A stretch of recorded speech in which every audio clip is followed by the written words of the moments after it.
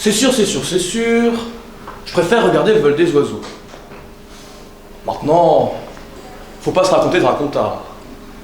D'ici, à défaut d'oiseaux, on voit les voitures, le centre d'achat.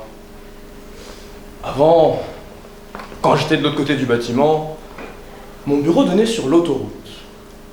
C'était pas la mer à voir, mais j'avais fini par accrocher une pancarte à ma fenêtre. Hermile Lebel, notaire. Alors de pointe, ça me faisait une méchante publicité. Là, je suis de ce côté-ci et je l'ai vu sur centre d'achat. Centre d'achat, ce n'est pas un oiseau. Avant, je disais un oiseau. C'est votre mère qui m'a appris qu'il fallait dire un oiseau. Excusez-moi. Je ne veux pas vous parler de votre mère avec le malheur qui vient de frapper, mais il va bien falloir agir. Continuer à vivre, comme on dit. C'est comme ça. Entrez, entrez, entrez, mais c'est pas dans le passage. Oui, bon, c'est sûr. C'est pas facile. Entrez, entrez, entrez, mais c'est pas dans le passage, enfin. C'est un passage. Je comprends en même temps.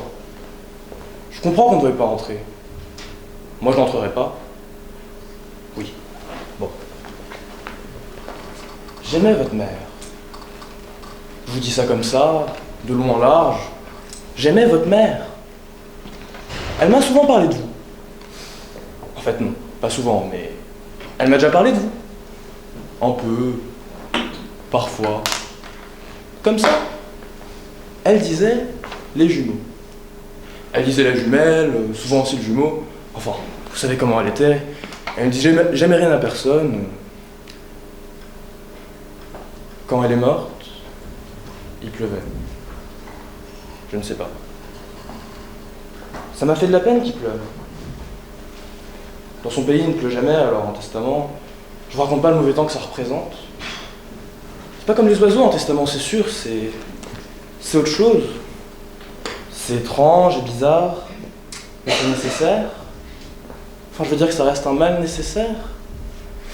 Excusez-moi.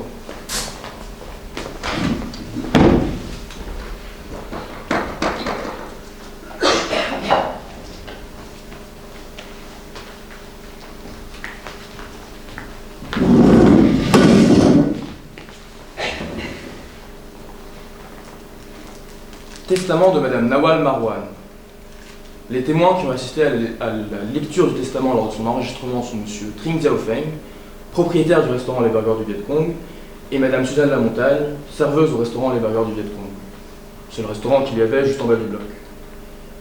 L'ouverture du testament se fait en présence de ses deux enfants, Jeanne Marwan et Simon Marwan, tous deux âgés de 22 ans et nés tous deux le 20 août 1980 à l'hôpital Saint-François à Villemar. C'est pas loin d'ici. Selon la volonté du testateur, et conformément au règlement et aux droits de Madame Nawal Marwan, le notaire Hermile Lebel est institué exécuteur testamentaire. Je tiens à vous dire que c'était là la décision de votre mère. J'étais personnellement contre, je le lui ai déconseillé, mais elle a insisté. J'aurais pu refuser, mais je n'ai pas pu.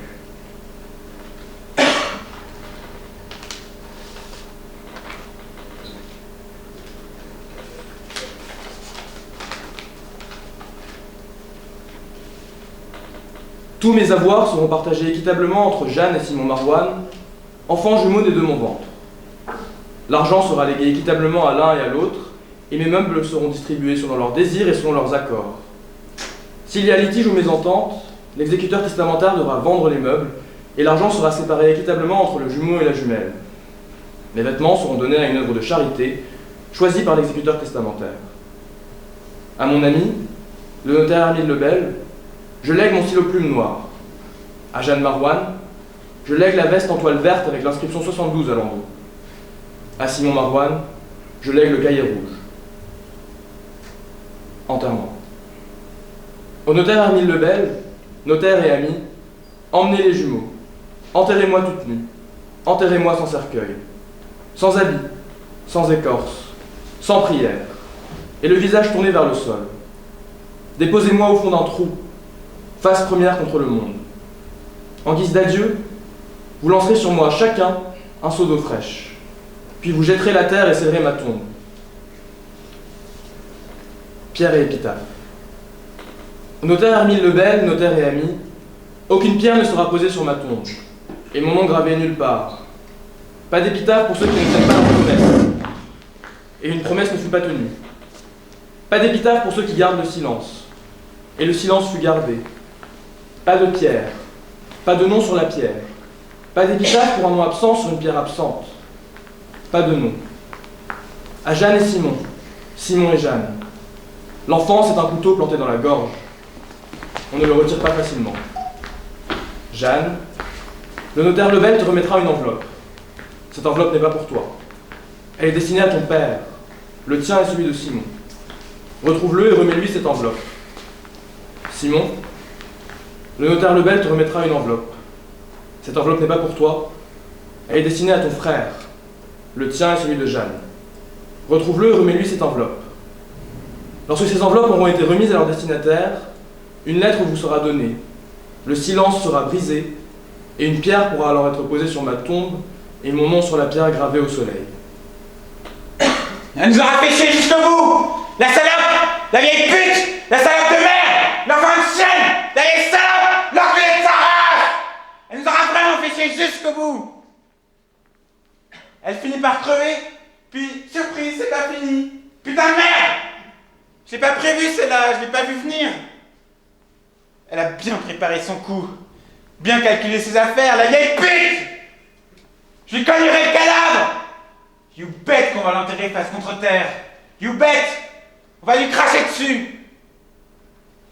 Moi, en tout cas, je vais cracher. Elle est morte, puis juste avant de mourir, elle s'est demandé comment faire pour nous fucker encore plus l'existence. Elle s'est assise, elle a réfléchi, puis elle a trouvé. Faire son testament. Son putain de testament! Écoutez, elle est morte. Votre mère est morte. Je veux dire, c'est quelqu'un qui est mort. Qui a été jeune, qui a été adulte, qui a été vieux, puis qui est mort. C'est pas rien. Je vais pas pleurer.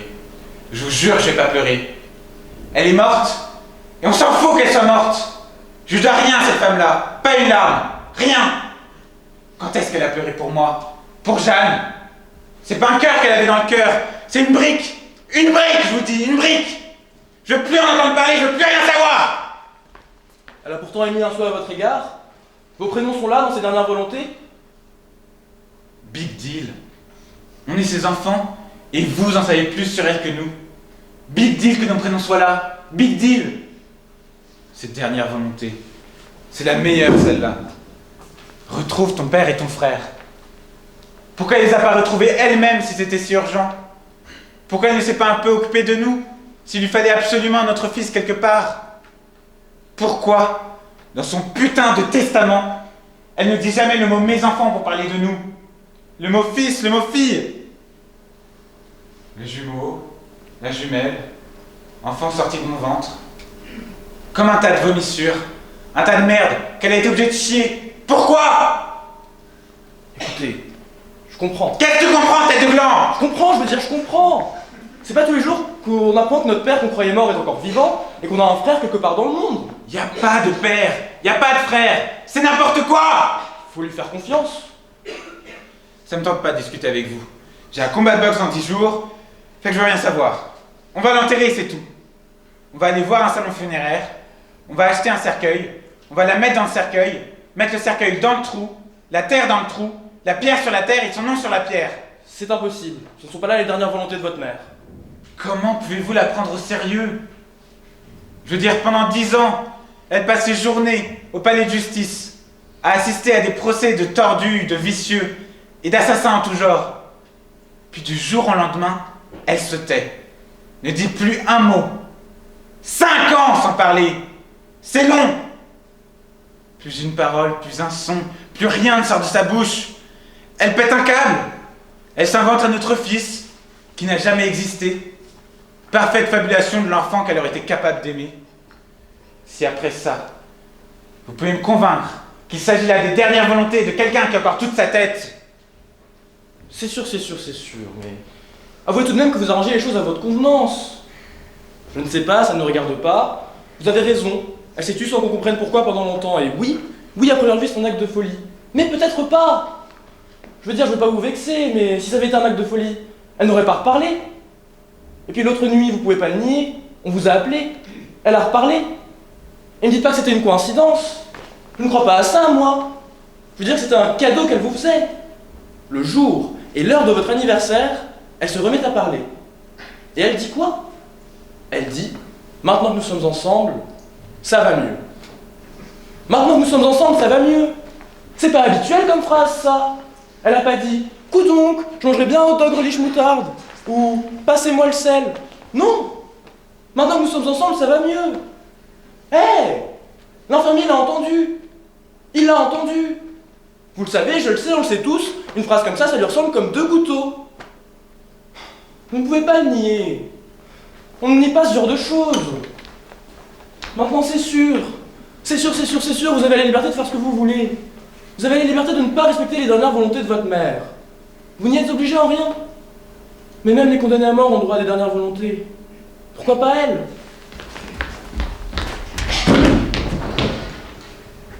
Les enveloppes restent avec moi. Je vais les garder. Rome ne s'est pas construite en plein jour. Faut se laisser du temps. Vous pouvez m'appeler n'importe quand.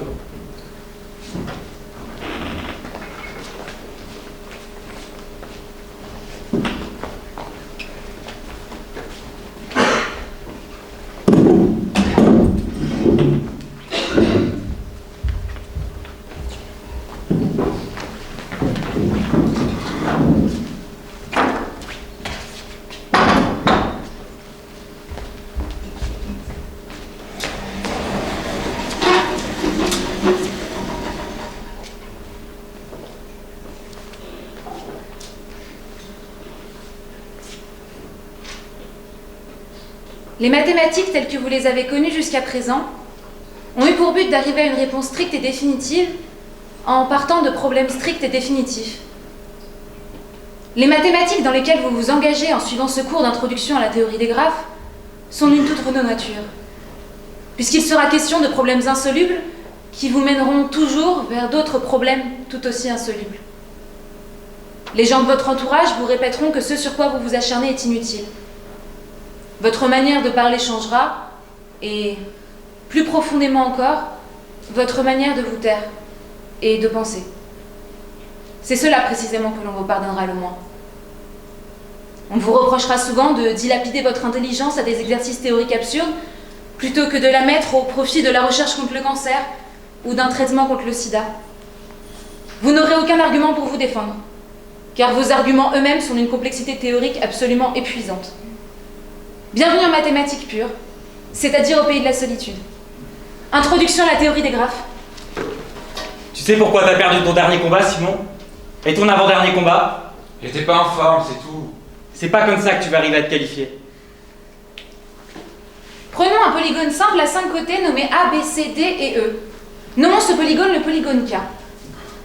Imaginons à présent que ce polygone représente le plan d'une maison où vit une famille, et qu'à chaque coin de cette maison est posté un des membres de cette famille. Remplaçons un instant A, B, C, D et E par la grand-mère, le père, la mère, le fils et la fille, vivant ensemble dans les polygones K. Posons alors la question à savoir qui, du point de vue qui l'occupe, peut voir qui. La grand-mère voit le père, la mère et la fille. Le père voit la grand-mère et la mère. La mère voit la grand-mère, le père, le fils et la fille. Le fils voit la mère et la sœur. Enfin, la sœur voit la grand-mère, la mère et le frère. Tu ne regardes pas! T'es aveugle! Tu ne vois pas les jeux de jambes du gars qui est en face de toi. Tu ne vois pas sa garde. On appelle ça un problème de vision périphérique. Ok, c'est bon. On appelle cette application l'application théorique de la famille vivant dans le polygone K. Réchauffe-toi. Maintenant, enlevons les murs de cette maison et traçons des arcs uniquement entre les membres qui se voient. Le dessin obtenu est appelé graphe de visibilité du polygone K. Il y a 3 choses à observer. Il existe donc 3 paramètres. Les applications théoriques des polygones, C'est toi le plus fort. les graphes de visibilité des polygones, Aucune pitié pour le type qui est en face de toi. enfin les polygones et leur nature. Et si tu gagnes, tu deviens professionnel. Le problème est le suivant. Pour tout polygone simple, je peux facilement tracer son graphe de visibilité et son application théorique.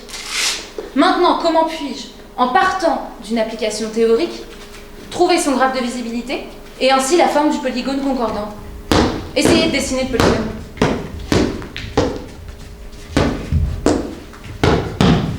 T'es pas là, t'es pas concentré! Ma mère est morte! Justement, la meilleure façon de t'en sortir, c'est de gagner ton prochain combat.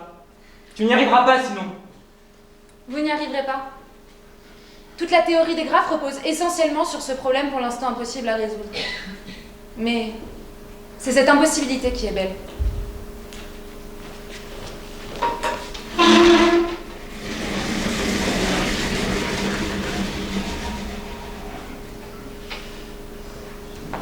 C'est sûr, c'est sûr, c'est sûr, il y a des fois comme ça dans la vie, il faut agir. Plongez. Vous avez l'enveloppe? La voici. Elle est pour votre père. Votre mère souhaite que vous le retrouviez et que vous la lui remettiez.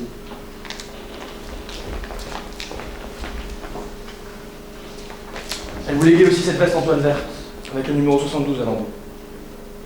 Vous croyez que votre père est vivant? En mathématiques, 1 plus 1 ne font pas 1,9 ou 2,2. Ils font 2. Que vous y croyez ou non, ils font 2. Que vous soyez de bonne humeur ou très malheureux, 1 et 1 font 2. Nous appartenons tous à un polygone, monsieur Lebel. Je croyais connaître ma place à l'intérieur du polygone auquel j'appartiens.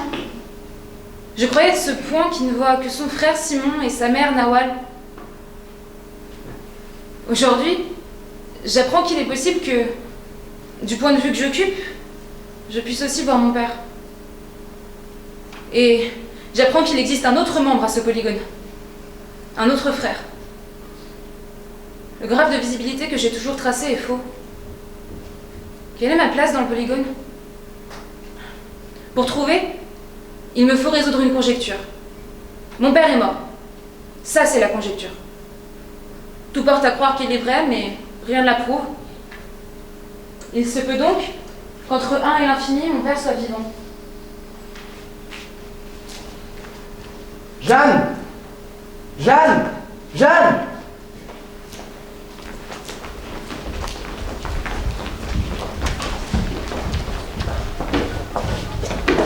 Wahab! Nawal!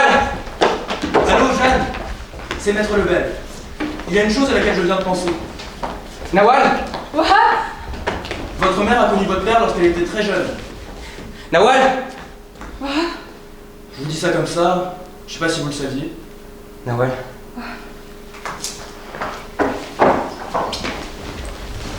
Wahab, écoute-moi. Non, ne dis rien. Ne parle pas. Si tu me dis un mot, un seul, tu pourrais me tuer.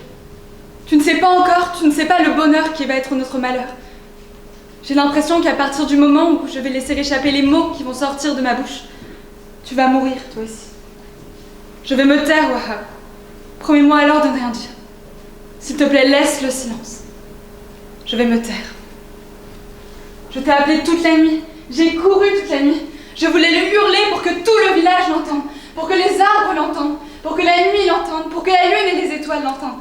Et je sais qu'après, je ne pourrai plus te demander de rester dans mes bras, même si c'est ce que je veux le plus au monde, même si j'ai la conviction que je serai à jamais incomplète si tu demeures à l'extérieur de moi.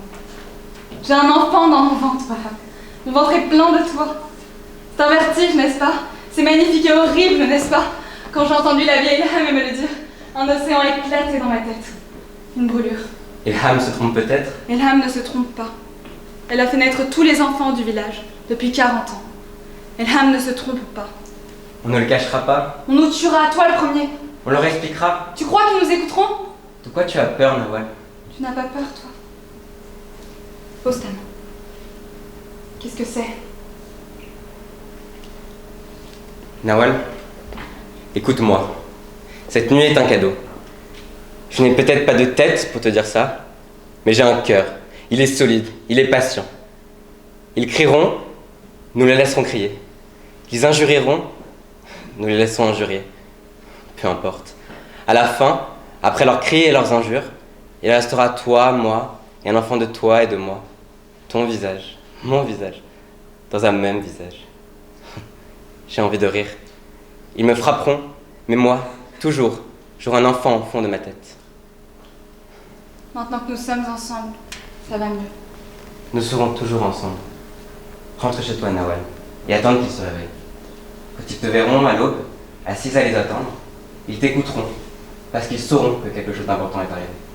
Si tu as peur, pense qu'au même moment, je serai chez moi, attendant que tous se réveillent, et je leur dirai. N'oublie pas, Nawal, maintenant que nous sommes ensemble, ça va mieux.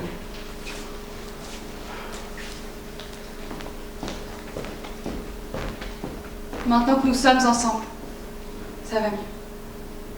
Maintenant que nous sommes ensemble, ça va mieux. Maintenant que nous sommes ensemble, ça va mieux. Maintenant que nous sommes ensemble, ça va mieux. Maintenant que nous sommes ensemble, ça va mieux. Patience, Nawal. J'aurais dû partir, grand-mère. Ne pas m'agenouiller, donner mes habits, donner tout. Quitter la maison, le village, quitter tout. Tout ceci nous arrive de la misère, Nawal. Pas de beauté autour de nous. Personne pour parler doucement aux choses. Tu as raison, Nawal. L'amour que tu avais à vivre, tu l'as vécu. Et l'enfant que tu vas avoir te sera enlevé.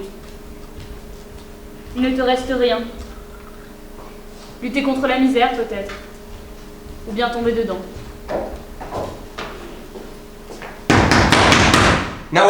Nawal, c'est moi. Wahab? Nawal, écoute-moi. Il ne me reste pas de temps. À l'aube, on m'emmène loin d'ici et loin de toi. J'ai dit adieu au lieu de mon enfance. Et mon enfance est pleine de toi, Nawal, cette nuit, l'enfance est un couteau que l'on va de me planter dans la gorge. À jamais j'aurai dans la bouche le goût de ton propre sang. Je voulais te dire que cette nuit, mon cœur est trop d'amour, il va exploser. Mais moi je ne sais pas ce que ça veut dire aimer trop. Je ne sais pas ce que ça veut dire quand tu es loin de moi. Je ne sais pas ce que ça veut dire quand tu n'es plus là. Je devrais réapprendre à vivre sans toi, Nawal. Mais partout où je serai, tu y seras. Nous rêvions de regarder l'océan ensemble, Nawal. Eh bien, Nawal, je te le dis, je te le jure. Le jour où je le verrai, le mot océan explosera dans ta tête et tu éclateras en feu, car tu sais que je pense à toi. Partout où je serai, nous serons ensemble, Nawal. Car il n'y a rien de plus beau que d'être ensemble. Je t'entends, Wahab. Ne sèche pas tes larmes, Nawal, car je ne sècherai pas les miennes de toute la nuit. Et lorsque tu mettras cet enfant au monde, dis-lui mon amour pour lui, mon amour pour toi. Dis-lui. Je lui dirai. Je te jure que je lui dirai. Je lui soufflerai à l'oreille. Quoi qu'il arrive, je t'aimerai toujours. Et l'enfant sera un couteau que je me planterai dans la gorge.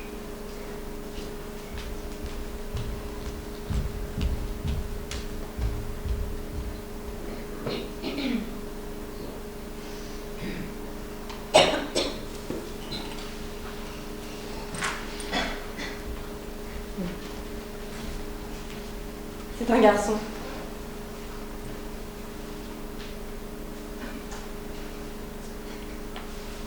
Quoi qu'il arrive, je t'aimerai toujours. Quoi qu'il arrive, je t'aimerai toujours. Je vais aller vers le sud. J'emmène l'enfant avec moi.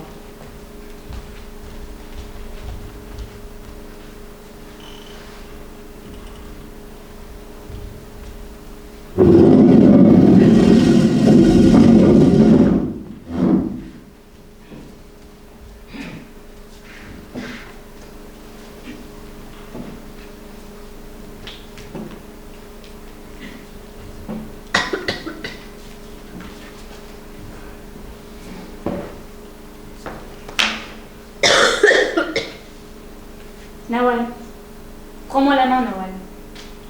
Nawal, il y a des choses que l'on a envie de dire au moment de la mort.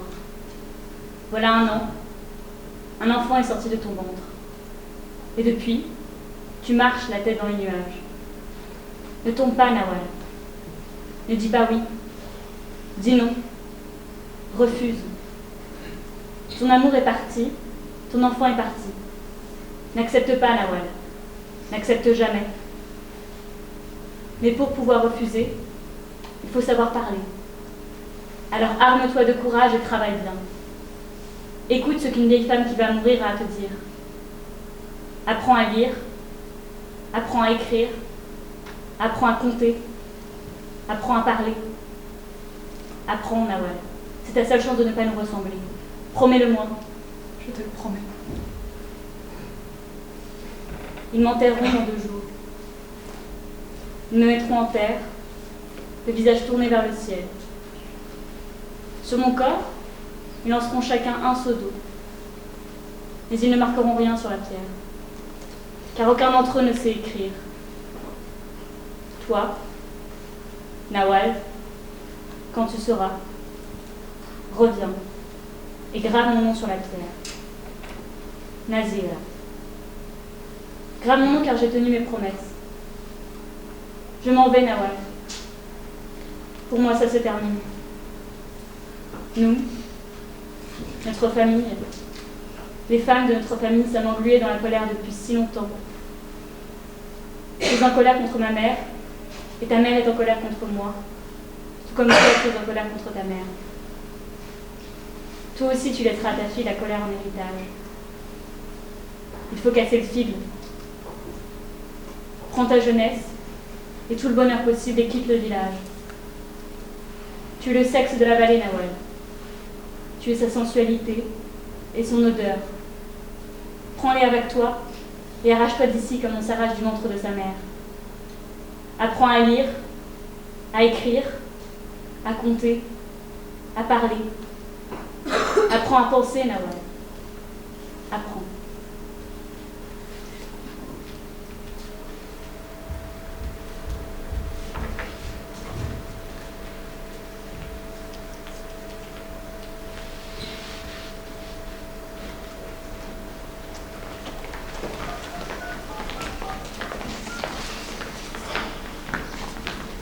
Allô, oui. Ernil Lebel, notaire. Oui, je vous ai appelé. Ça fait 2 heures que j'essaie de vous appeler. Qu'est-ce qu'il y a? Bah justement, il y a rien. Il était supposé y avoir 3 seaux d'eau devant la fosse, puis il y a rien. Quoi ça? C'est quoi le problème? Il n'y en a pas de problème. Il y en a un gros problème. Je vous dis qu'il était supposé y avoir 3 seaux d'eau devant la fosse, puis il n'y en a pas. On est au cimetière, où voulez-vous qu'on soit, Torpinouche? Vous êtes bouché ou quoi? On est là pour l'enterrement de Nawal Marwan. Bien sûr que c'était entendu.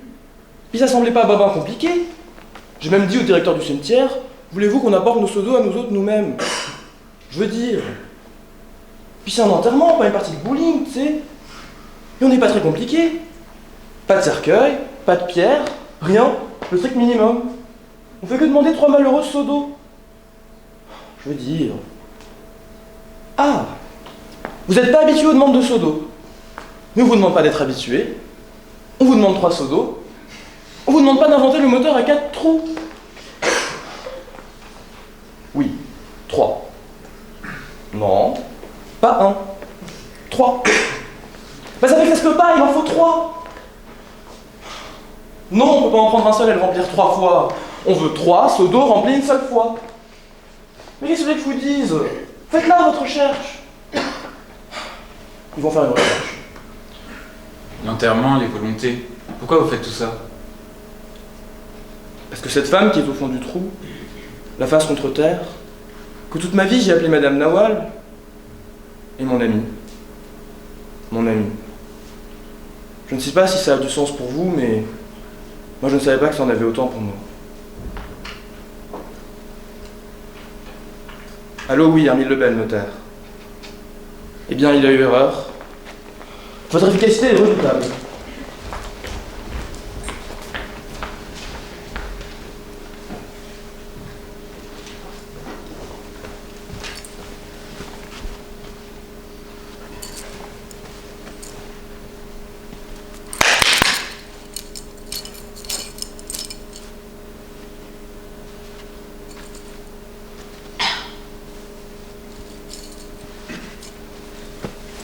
Monsieur Antoine Ducharme?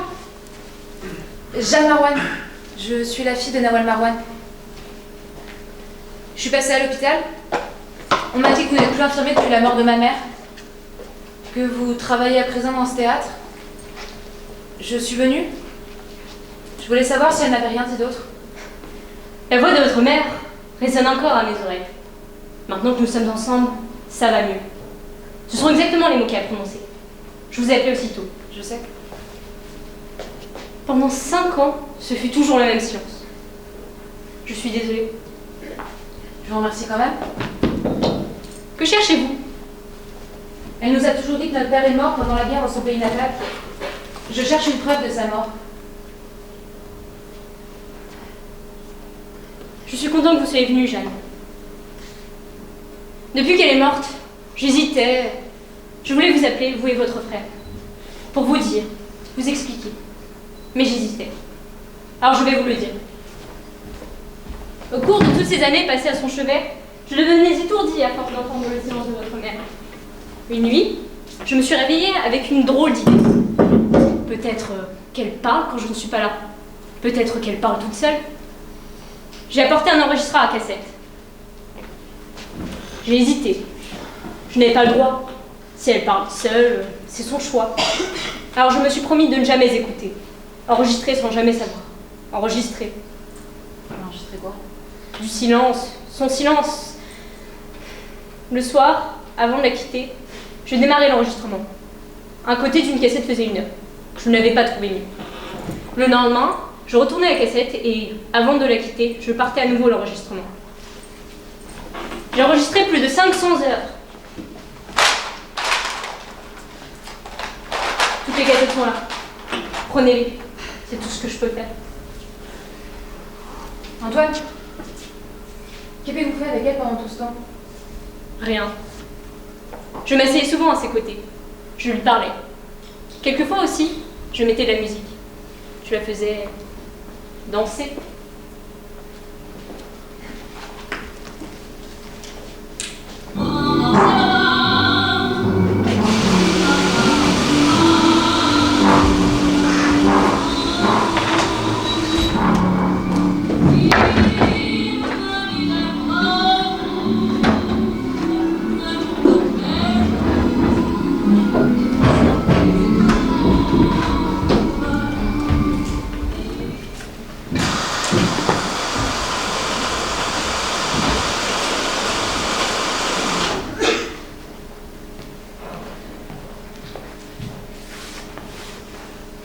Nun, Aleph, Zayn, Ye, Ra.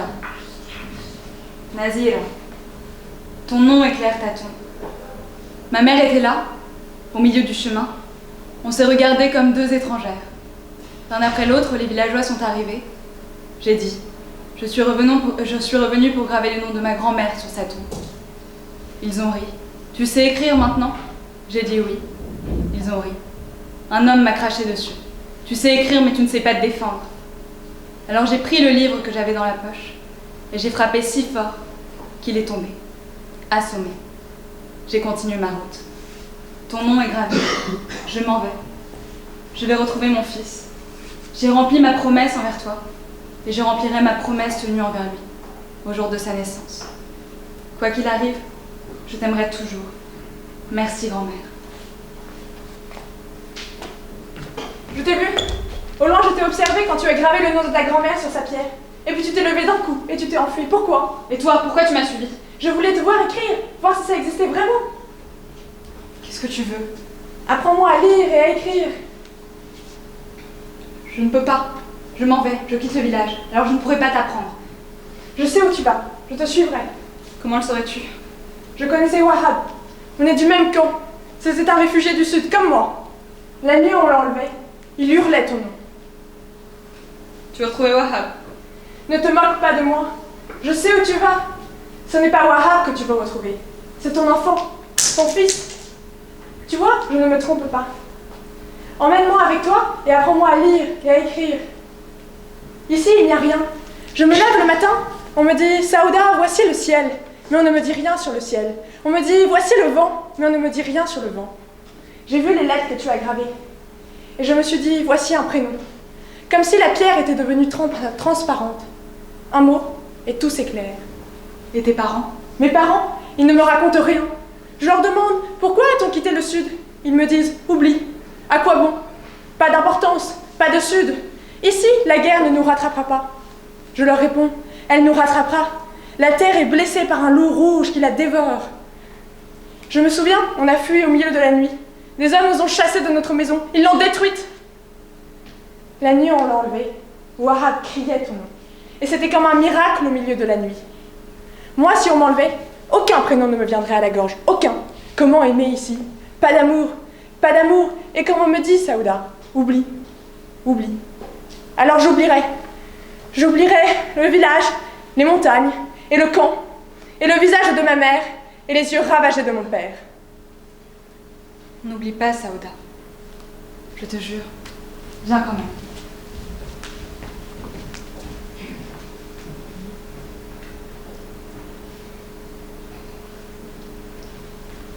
L'université te cherche, tes collègues te cherchent, tes élèves te cherchent. On m'appelle, tout le monde m'appelle. On ne sait plus où est Jeanne. Jeanne ne vient plus à l'université. Les étudiants ne savent plus quoi faire.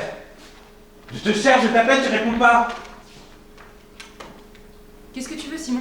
Pourquoi tu viens chez moi? Parce que tout le monde te croit morte. Je vais bien, tu peux partir? Non, tu vas pas bien, et je partirai pas. Ne crie pas. Je suis en train de faire comme elle. Ce que je fais ne concerne que moi, Simon. Non, ça me concerne moi aussi. Je n'ai plus que toi, et tu n'as plus que moi. Et tu fais comme elle fait. Je fais rien. Tu te tais, tu ne dis plus rien, comme elle. Elle rentre un jour, elle s'enferme dans sa chambre.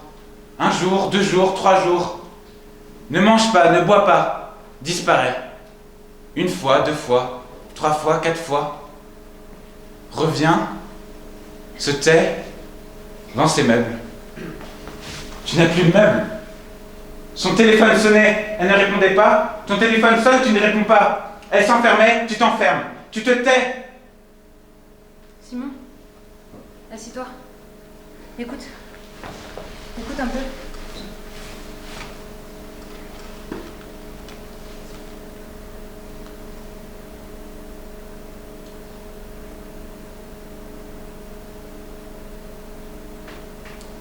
On entend respirer. Tu écoutes du silence. C'est son silence. Tu es en train de devenir folle, Jeanne. Mais qu'est-ce que tu sais de moi? D'elle? Rien, tu sais rien. Comment on fait pour vivre maintenant? Tu jettes les cassettes, tu retournes à l'université, tu continues à donner tes cours et tu termines ton doctorat. Je m'en fous de mon doctorat. Tu t'en fous de tout. Ça sert à rien de t'expliquer, tu comprendrais pas.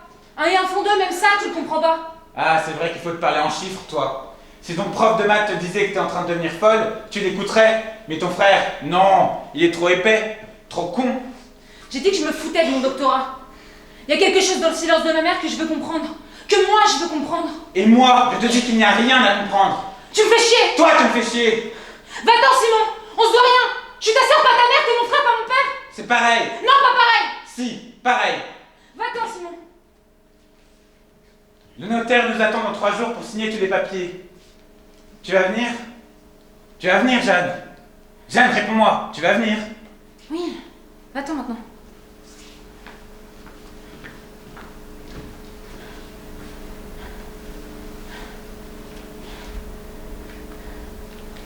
Pourquoi t'as rien dit?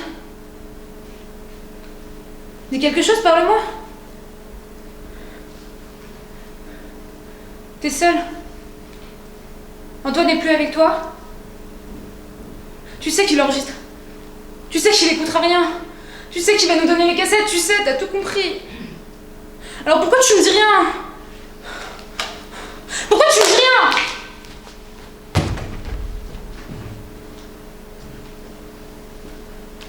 Alph, ba, ta, c. Alph, ba, ta, c. Alph, ba, ta, c. Ça, c'est l'alphabet. Il y a 29 sons, 29 lettres. Ce sont tes munitions, tes cartouches.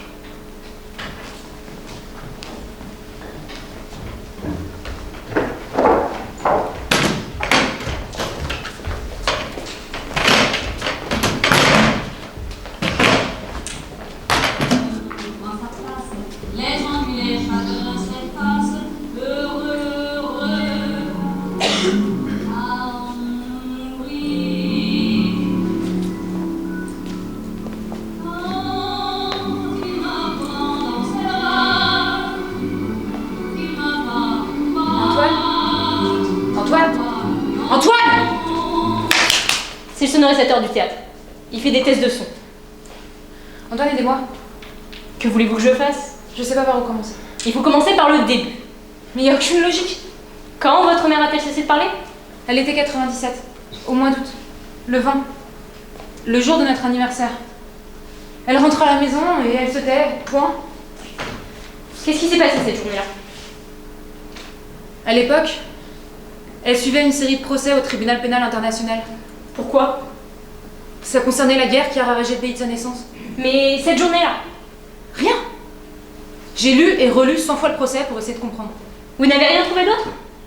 Rien. Une petite photo. Elle me l'avait déjà montrée. Elle a 40 ans avec une de ses amies. Regardez.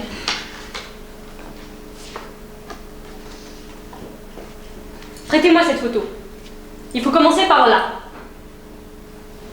Votre mère me manque. Je la revois. Assise. Silencieuse. Pas un regard fou. Pas un regard perdu. Lucide et tranchant. Qu'est-ce que tu regardes, maman?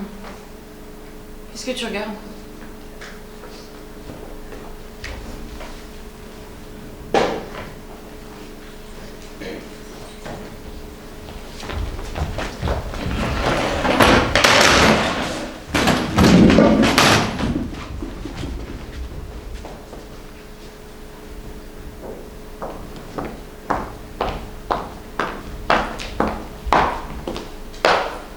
Nous venons de l'orphelinat de Nabatieh. Il n'y avait personne. Alors on est venu ici, à Kfar el-Hayat. Vous n'auriez pas dû venir. Ici non plus, il n'y a plus personne. Pourquoi? C'est la guerre. Quelle guerre? Qui sait? Personne ne comprend. Les frères tirent sur leurs frères et les pères sur leurs pères. Un jour, 500 000 réfugiés sont arrivés de l'autre côté de la frontière. Ils ont dit: on nous a pris nos terres, laissez-nous vivre à vos côtés. Des gens d'ici ont dit oui, des gens d'ici ont dit non. Des gens d'ici ont fui. Des millions de destins. Une guerre. Mais quelle guerre? Et les enfants qui étaient ici, ils sont où? Tout s'est passé très vite. Les réfugiés sont arrivés, ils étaient très en colère. Ils ont pris tout le monde, même les nouveau-nés, tout le monde.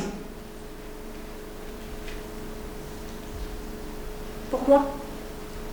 Pour se venger. Il y a 2 jours, les miliciens ont pendu 3 adolescents réfugiés qui se sont aventurés en dehors des camps. Pourquoi les miliciens ont-ils pendu les 3 adolescents? Parce que 2 réfugiés du camp avaient violé et tué une fille du village de Kfar Samira. Pourquoi ces 2 types avaient-ils violé cette fille? Parce que les miliciens avaient lapidé une famille de réfugiés. Pourquoi les miliciens avaient-ils lapidé la famille? Parce que les réfugiés avaient brûlé une maison sur la colline du Thym. Pourquoi les réfugiés avaient-ils brûlé la maison? Pour se venger des miliciens qui avaient détruit un puits d'eau foré par eux. Pourquoi les miliciens avaient-ils détruit le puits d'eau? Parce que les réfugiés avaient brûlé une récolte près du fleuve Auchan. Pourquoi les réfugiés avaient-ils brûlé la récolte?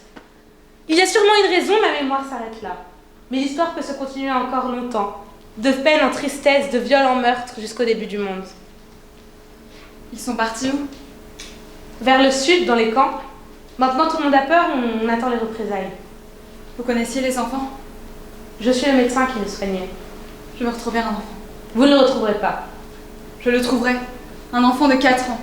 Il est arrivé ici quelques jours après sa naissance. C'est la vieille Elhame qui l'a sorti de mon ventre et l'a emporté. Est-ce qu'il était ici? Et vous, pourquoi l'avez-vous donné? On me l'a pris. Je ne l'ai pas donné, on me l'a pris. Elham apportait beaucoup d'enfants à Kfar el-Hayat. Oui, mais elle n'en a pas apporté beaucoup. Vers le printemps d'il y a 4 ans. Un nouveau-né. Un garçon venu du Nord. Vous avez un registre? Je suis médecin, pas administrateur. Je ne peux pas tout savoir. Allez voir dans les camps au sud.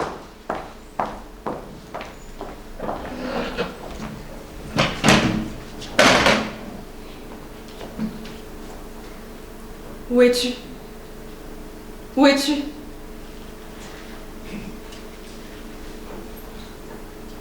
Qu'est-ce que tu regardes, maman? Maintenant que nous sommes ensemble, ça va mieux. Qu'est-ce que t'as voulu dire par là? Maintenant que nous sommes ensemble, ça va mieux. Maintenant que nous sommes ensemble, ça va mieux. Quoi? Quoi? Nawal? Nawal? Nawal? Qu'est-ce que vous avez dit? Nawal? Si je pouvais reculer le temps, il serait dans mes bras. Où vas-tu? Allô? Mademoiselle Marwan? Au sud. Antoine Ducharme, infirmier de votre mère. Attends, Nawal, attends. Elle a parlé. Votre mère a parlé.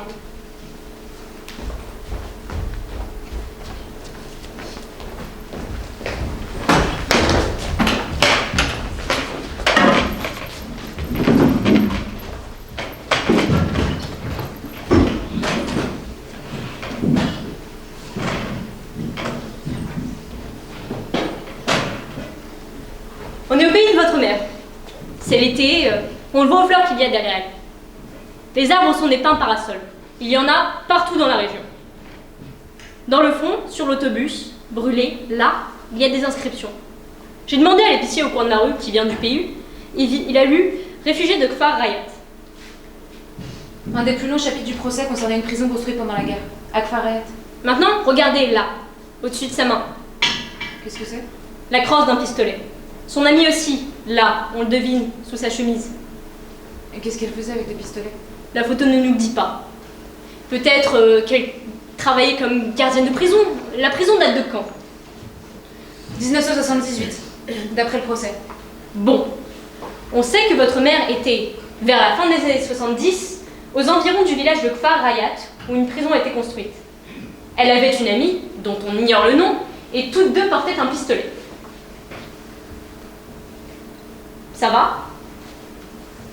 Ça va, Jeanne? Non, ça ne va pas. De quoi avez-vous peur, Jeanne? Me trouver. Qu'est-ce que vous allez faire maintenant? Acheter un billet d'avion. Je pars avec toi. Non. Je ne te laisserai pas. Tu es sûr qu'il y a un autobus qui passe sur cette route? Il passe sur ce chemin. Il est utilisé par les réfugiés qui reviennent vers les camps. Nawal, le médecin a dit qu'il va sûrement y avoir des représailles à cause des enfants enlevés. Alors il faut que j'y sois. Un jour de plus ou de moins, Nawal. Un jour de plus où je l'aurai dans les bras. Saouda, je regarde le soleil. Et je me dis qu'il regarde le même soleil. Un oiseau passe dans le ciel. Et je me dis qu'il regarde le même oiseau. Un nuage au loin. Et je me dis qu'il est au-dessus de lui. Et qu'il court pour se protéger de la pluie. À chaque instant, je pense à lui. Et chaque instant est comme une promesse de mon amour pour lui. Aujourd'hui, il a eu 4 ans. Il sait marcher, il sait parler. Et il doit avoir peur dans le noir. Et si tu meurs, Nawal, à quoi ça servira? Si je meurs, c'est qu'il était déjà mort.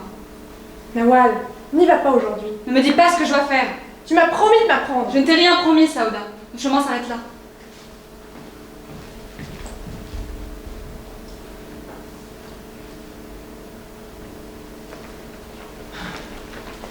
C'est pas tous les jours dimanche, c'est sûr, mais de temps en temps, ça fait du bien. Ils refont la chaussée. Ça va être comme ça jusqu'à l'hiver. En tout cas, je suis content de vous accueillir chez moi. C'est la maison de mes parents. Avant, il y avait des champs à perte de vue. Aujourd'hui, il y a la centrale électrique. C'est mieux qu'un peu de mazout, c'est sûr. C'est ce que disait mon père juste avant de mourir. La mort, c'est mieux qu'un puits de mazout. À cause des travaux, ils ont étourné la ligne d'autobus. Ils ont mis un arrêt juste là, de l'autre côté de la clôture de mon jardin. Tous les autobus qui passent s'arrêtent ici et chaque fois qu'un autobus s'arrête, je pense à votre mère. J'ai commandé une pizza, on mangera ensemble. Pourquoi vous pensez à votre mère chaque fois qu'un autobus s'arrête? À cause de sa phobie. Quelle phobie? Sa phobie des autobus. Tous les papiers sont là, ils sont conformes. Vous ne saviez pas? Non. Elle n'est jamais montée dans un autobus. Mais est-ce qu'elle vous a dit pourquoi? Oui. Quand elle était jeune, elle a vu un autobus de civils se faire mitrailler devant elle. Une affaire effroyable. Mais comment vous savez ça, vous? Elle me l'a dit. Mais pourquoi elle vous a dit ça à vous? Mais j'en sais rien, parce que je lui ai demandé. Bon. Les papiers règlent la succession, sauf quand qui touche les dernières volontés. Dire-moi pour vous, sinon. Pourquoi pour moi? Parce que vous n'avez toujours pas pris l'enveloppe destinée à votre frère. Bah oui, j'ai pris l'enveloppe. Je comprends pas. Qu'est-ce que tu comprends pas? Je comprends pas à quoi tu joues. Ah, rien. Tu vas faire quoi, Jeanne? Tu vas courir partout en criant « Papa, papa, où es-tu? Je suis ta fille !» T'arriveras pas à une réponse, y a pas de réponse. Y a plus rien. J'ai pas envie de discuter avec toi, Sia. Pas de père, pas de frère. Juste toi et moi. Qu'est-ce qu'elle vous a dit au sujet de l'autobus? Elle m'a raconté qu'elle venait d'arriver dans Nawal une ville. Un autobus est passé devant elle. Laisse tomber l'autobus et réponds-moi. Vous n'avez pas vu une jeune fille qui s'appelle Nawal? Bondé de monde. Nawal! Les hommes sont arrivés en courant. Ils ont Nawal! arrêté l'autobus. Ils l'ont aspergé d'essence. Le train est arrivé à Jeanne, reviens. J'étais dans l'autobus, Saouda. Quand ils nous ont arrosé l'essence, j'ai hurlé. Je ne suis pas du camp, je ne suis pas une réfugiée du camp. Je suis comme vous. Je viens chercher mon enfant qu'ils m'ont enlevé.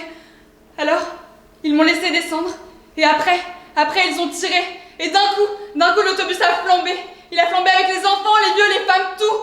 Une femme essayait de sortir par la fenêtre. Mais les soldats lui ont tiré dessus. Et il est resté comme ça, à cheval sur le rebord de la fenêtre, son enfant dans les bras, au milieu du feu, et sa peau a fondu, et tout a fondu, et tout le monde a brûlé. Il n'y a plus de temps, Saouda. Il n'y a plus de temps. Le temps est une poule à qui on a tranché la tête. Le temps court comme un fou, à gauche, à droite, et de son cou décapité, le sang nous inonde et nous noie.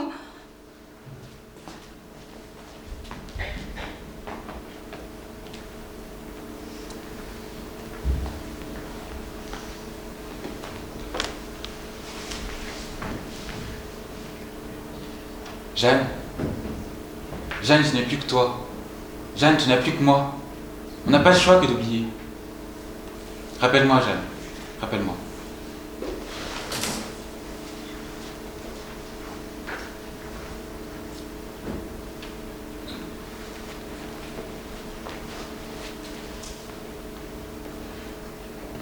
Jeanne, c'est Simon.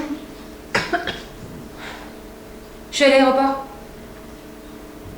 Je t'appelle pour te dire que je vais partir vers le pays. Je vais essayer de retrouver ce père.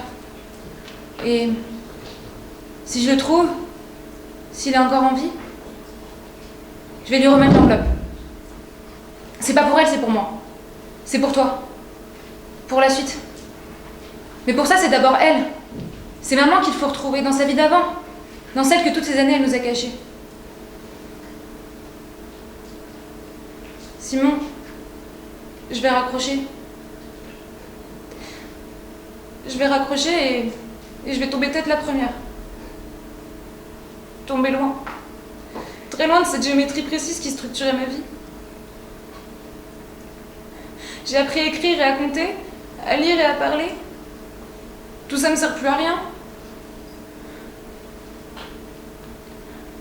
Le gouffre dans lequel je vais tomber, celui dans lequel je glisse déjà, c'est celui de son silence. Simon, est-ce que tu pleures? Est-ce que tu pleures?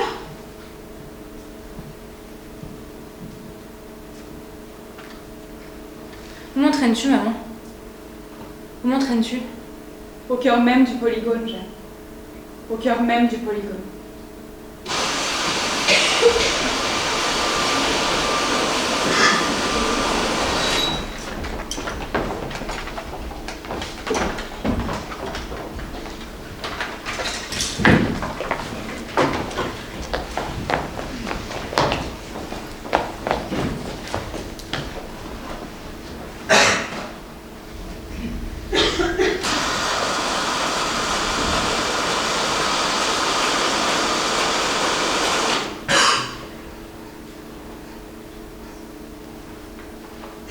On m'a dit de venir vous voir parce que vous connaissiez toutes les histoires du village. Les vraies et les fausses, oui. Vous vous souvenez de Nawal? Elle est née et a grandi dans ce village. Il y a Nawal, qui est parti avec Saouda. Mais ça, c'est une légende. Qui est Saouda? Une légende. On l'appelle la fille qui chante. Une voix douce et profonde. Elle chantait toujours à point nommé. Une légende. Et Nawal?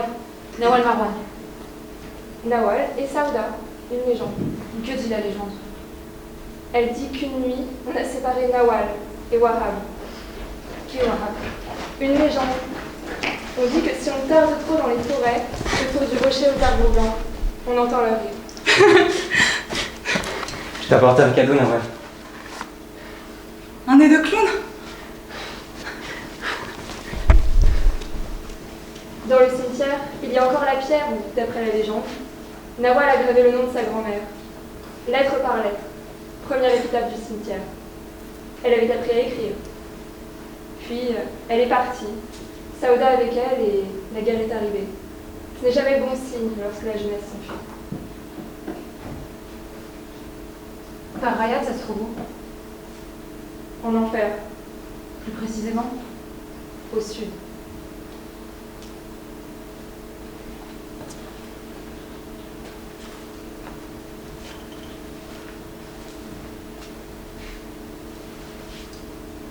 Simon? Je t'appelle du village natal de maman. Écoute. Écoute les bruits du village.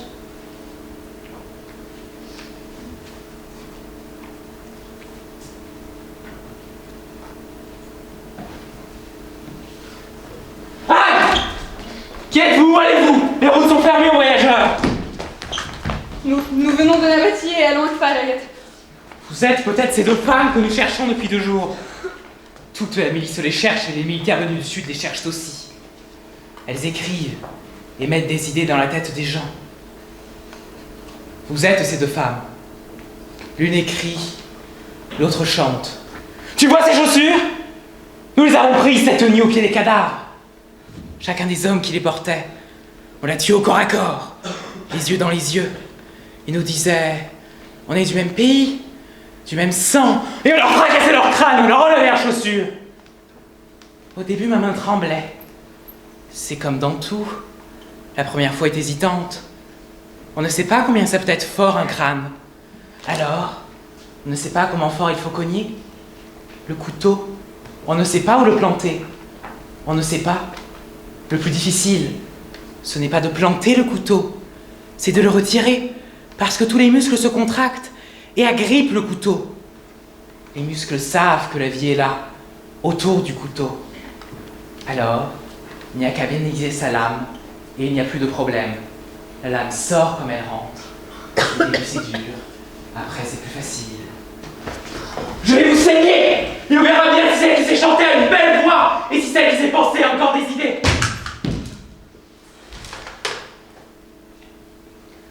J'ai peur que le soldat ait raison, Nawal.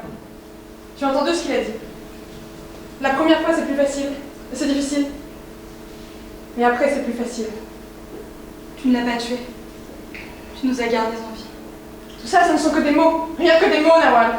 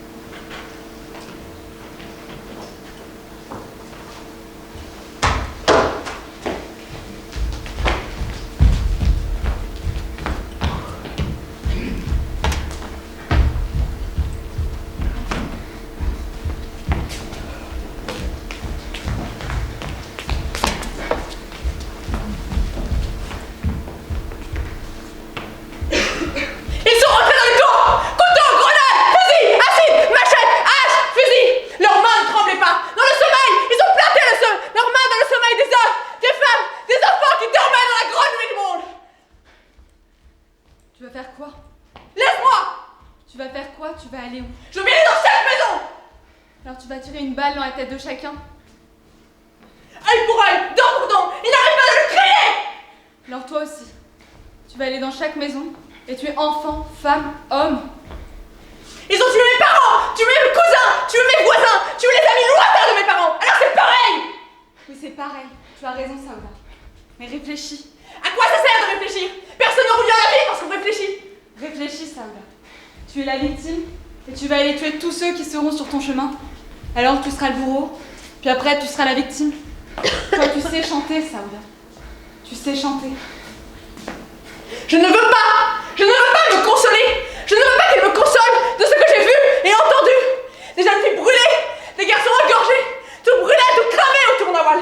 Il y avait des vagues de sang qui coulaient les ruelles. Des sons montaient des gorges et s'éteignaient. Et c'était une vie en moi. Un milicien préparait l'exécution de 3 frères. Il les a plaqués contre le mur. J'étais à leurs pieds, caché dans le caniveau. Je voyais le tremblement de leurs jambes. 3 frères. Les miliciens ont tiré leur mère par les cheveux. Ils l'ont planté devant ses fils. Et l'un de lui a hurlé: choisis! Choisis lequel tu veux sauver! Choisis ou je les tue tous les 3! Choisis! À 3, je les tue tous les 3! Choisis! Choisis! Et elle, incapable de rien, incapable de parole, regardait chacun de ses 3 fils, à droite, à gauche. Et tout son corps hurlait. Alors à quoi bon les avoir portés si c'est pour les voir ensanglantés contre un mur? Mais le milicien hurlait toujours: choisis! Choisis! Alors elle l'a regardé, et comme un dernier espoir, elle lui a dit: comment peux-tu? Regarde-moi, je pourrais être ta mère! Il l'a frappée! N'insulte pas ma mère! Choisis! Choisis! Alors elle a dit un non. Elle a dit Nidal, Nidal, et elle est tombée. Le milicien a battu les 2 plus jeunes. Il a laissé l'aîné, en vie, tremblant, il l'a laissé, et il est parti. Les corps sont tombés, la mer s'est relevée, et au cœur de la ville qui brûlait, qui pleurait de toute sa vapeur, elle s'est mise à hurler que c'était elle qui avait tué ses fils. Avec son cœur trop lourd, elle disait qu'elle était l'assassin de ses propres enfants. Je comprends, Saouda. Et pour répondre à ça, on ne peut pas faire n'importe quoi. La douleur de cette femme, ta douleur, la mienne, celle de tous ceux qui sont morts cette nuit, ne sont plus un scandale, mais une addition monstrueuse qu'on ne peut pas calculer. Alors toi, Saoula, tu ne peux pas participer à cette addition monstrueuse de la douleur. Tu ne peux pas. Alors bouge pas! On attend? On comprend quoi? Tout ça, des mondes! Dis-moi si aujourd'hui je ne sais pas ce que je dois faire! Alors qu'est-ce qu'on fait, Nawal? Je vais te dire, on n'aime pas la guerre, et on est obligé de la faire. On n'aime pas le malheur, et on est en plein dedans. Tu veux te venger? Faire ressentir ce que tu ressens. Pour qu'ils comprennent, qu'ils changent, pour que les hommes qui ont fait ça se transforment. Tu veux les punir pour qu'ils comprennent. Mais ce jeu d'imbécile se nourrit de la bêtise et de la douleur qui t'aveugle. Alors on bouge pas, c'est ça? Mais tu veux convaincre qui? Comment tu veux expliquer au type qui hurlait aux oreilles de cette femme choisie qu'il s'est trompé? Qu'est-ce que tu crois? Qu'il va te dire: ah, mademoiselle Saouda, votre raisonnement est intéressant. Je cours tout de suite changer d'avis, changer de cœur, changer de monde, d'univers et de planète. Et je vais m'excuser sur le champ. Qu'est-ce que tu penses?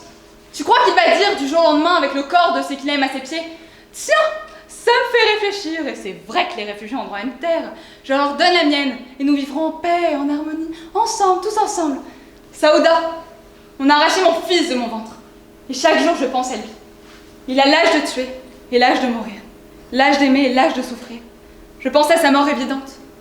Au fait que je serai à jamais incomplète parce qu'il est sorti de ma vie. Ne pense pas que la douleur de cette femme, je ne la ressens pas. Elle est en moi comme un poison. Et moi la première. J'irai au milieu des hommes imbéciles. Et je me ferai exploser avec une joie que tu ne peux pas même soupçonner. Moi, je n'ai plus rien à perdre. Et ma haine est grande, très grande envers ces hommes. Mais j'ai fait une promesse à une vieille femme, d'apprendre à lire, à écrire et à parler. Ne haïr personne, jamais. La tête dans les étoiles, toujours. Alors qu'est-ce qu'on fait, Nawal? Tu vas me promettre tout de suite que tu ne discuteras pas. À quoi tu penses? Promets. Je ne sais pas. Promets. Je te promets. On va frapper. Et on va frapper à un endroit, un seul. Et on fera mal. On ne touchera aucun enfant, aucune femme, aucun homme. Sauf un seul. À quoi tu penses? Je pense à Tchad. C'est le chef de toutes les milices, on ne le trouvera jamais. La fille qui enseigne à ses enfants a été mon élève. Elle va m'aider. Je vais la remplacer pendant une semaine. Et tu feras quoi? Les premières journées, rien. Je vais enseigner à ses filles. Et après? La dernière journée, avant de le quitter, je lui tirerai 2 balles. Une pour toi, une pour moi. Une pour les réfugiés, l'autre pour les gens de mon pays. Une pour sa bêtise, une pour l'armée qui nous envahit. 2 balles jumelles, pas une, pas 3. 2. Et après, tu vas t'enfuir comment? Non, je refuse, ce n'est pas à toi de faire ça. Ah non, à qui alors? À toi peut-être? Pourquoi pas? Pourquoi on veut faire tout ça? Pour se venger? Non. Parce qu'on veut encore aimer avec passion. Et dans une situation comme la nôtre, il y en a qui vont mourir et d'autres non. Alors ceux qui n'ont pas encore aimé avec passion doivent mourir après ceux qui n'ont pas aimé, ceux qui ont déjà aimé. Moi, l'amour que j'avais à vivre, je l'ai vécu. L'enfant que je devais avoir, je l'ai eu. Il me restait à apprendre, j'ai appris. Alors il me reste que ma mort. Et je la choisis. Et elle sera entière. Tu iras te cacher chez Shamsuddin. Shamsuddin est aussi violent que les autres. Tu n'auras pas le choix. Ne me trahis pas, Saouda. Et vis pour moi. Et continue à chanter pour moi. Comment je ferais pour vivre sans toi? Et moi? Et moi, comment je ferais pour vivre sans toi? Quand j'aurai besoin de courage, je chanterai, Saouda. Je chanterai, comme tu m'as appris à le faire. Et ta voix sera ma voix. Et ma voix sera ta voix. Comme ça, on restera ensemble. Il n'y a rien de plus beau que d'être ensemble.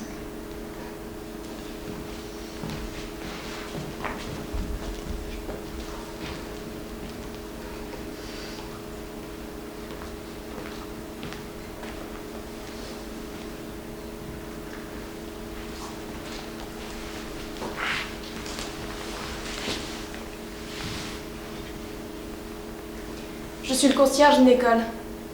Oui, mais avant, quand la prison était encore une prison. Vous êtes resté trop longtemps. Et cette veste?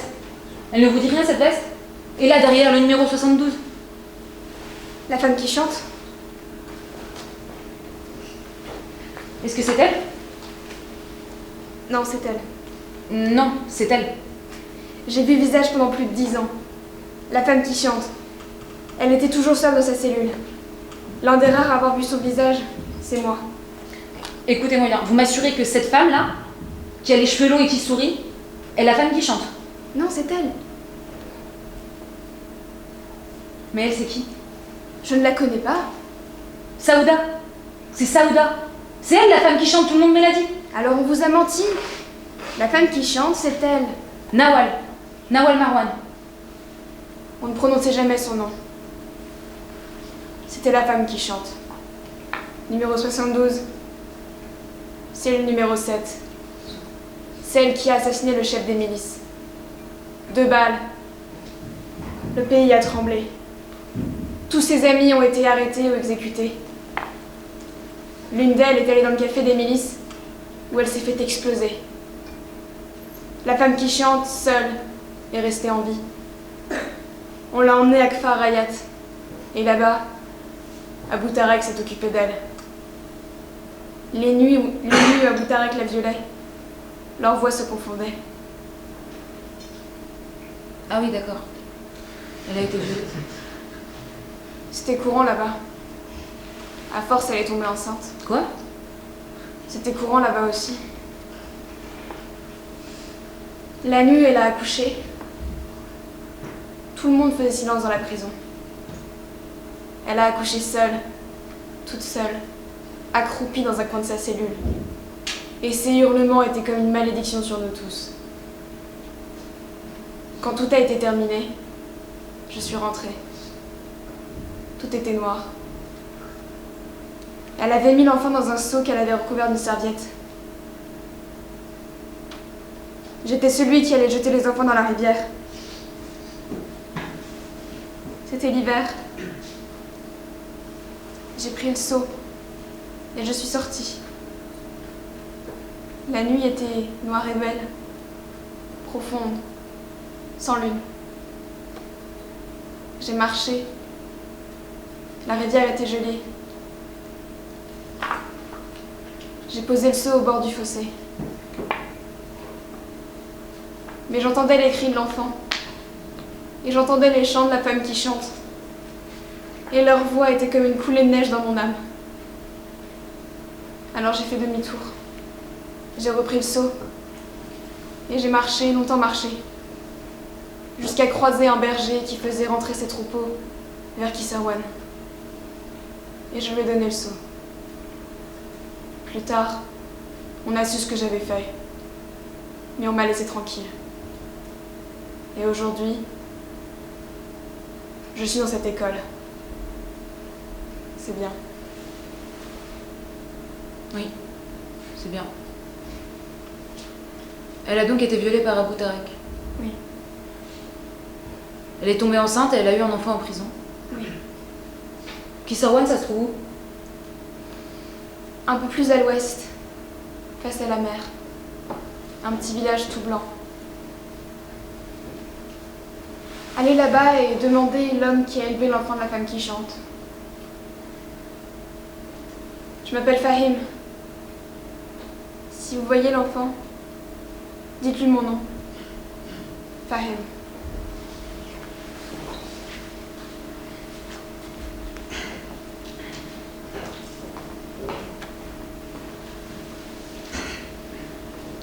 Pourquoi tu nous as rien dit? On aurait été tellement fiers de toi. Pourquoi je t'ai jamais entendu chanter, maman?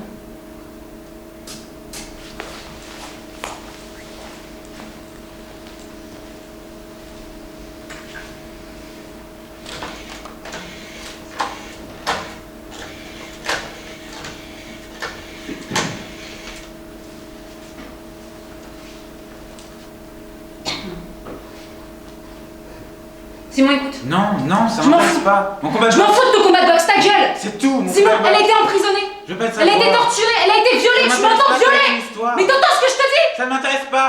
Et le frère qu'on a eu en prison? Je veux pas savoir. Non, fuck Simon! Ça Je m'intéresse t'appelle du pas. fin fond du trou du cul du monde! Il y a une mer et 2 océans entre nous, alors ferme ta gueule et écoute-moi! Maintenant, toi, écoute-moi. Non! Tu rentres. Tu me rappelles pas! Tu rentres, fuck, tu Tu vas rentres. voir le notaire! Tu lui demandes Tu la carte rentres, rouge Jeanne. et tu regardes ce qu'il y a dedans. Tu rentres. Et c'est tout. Allô? Allô?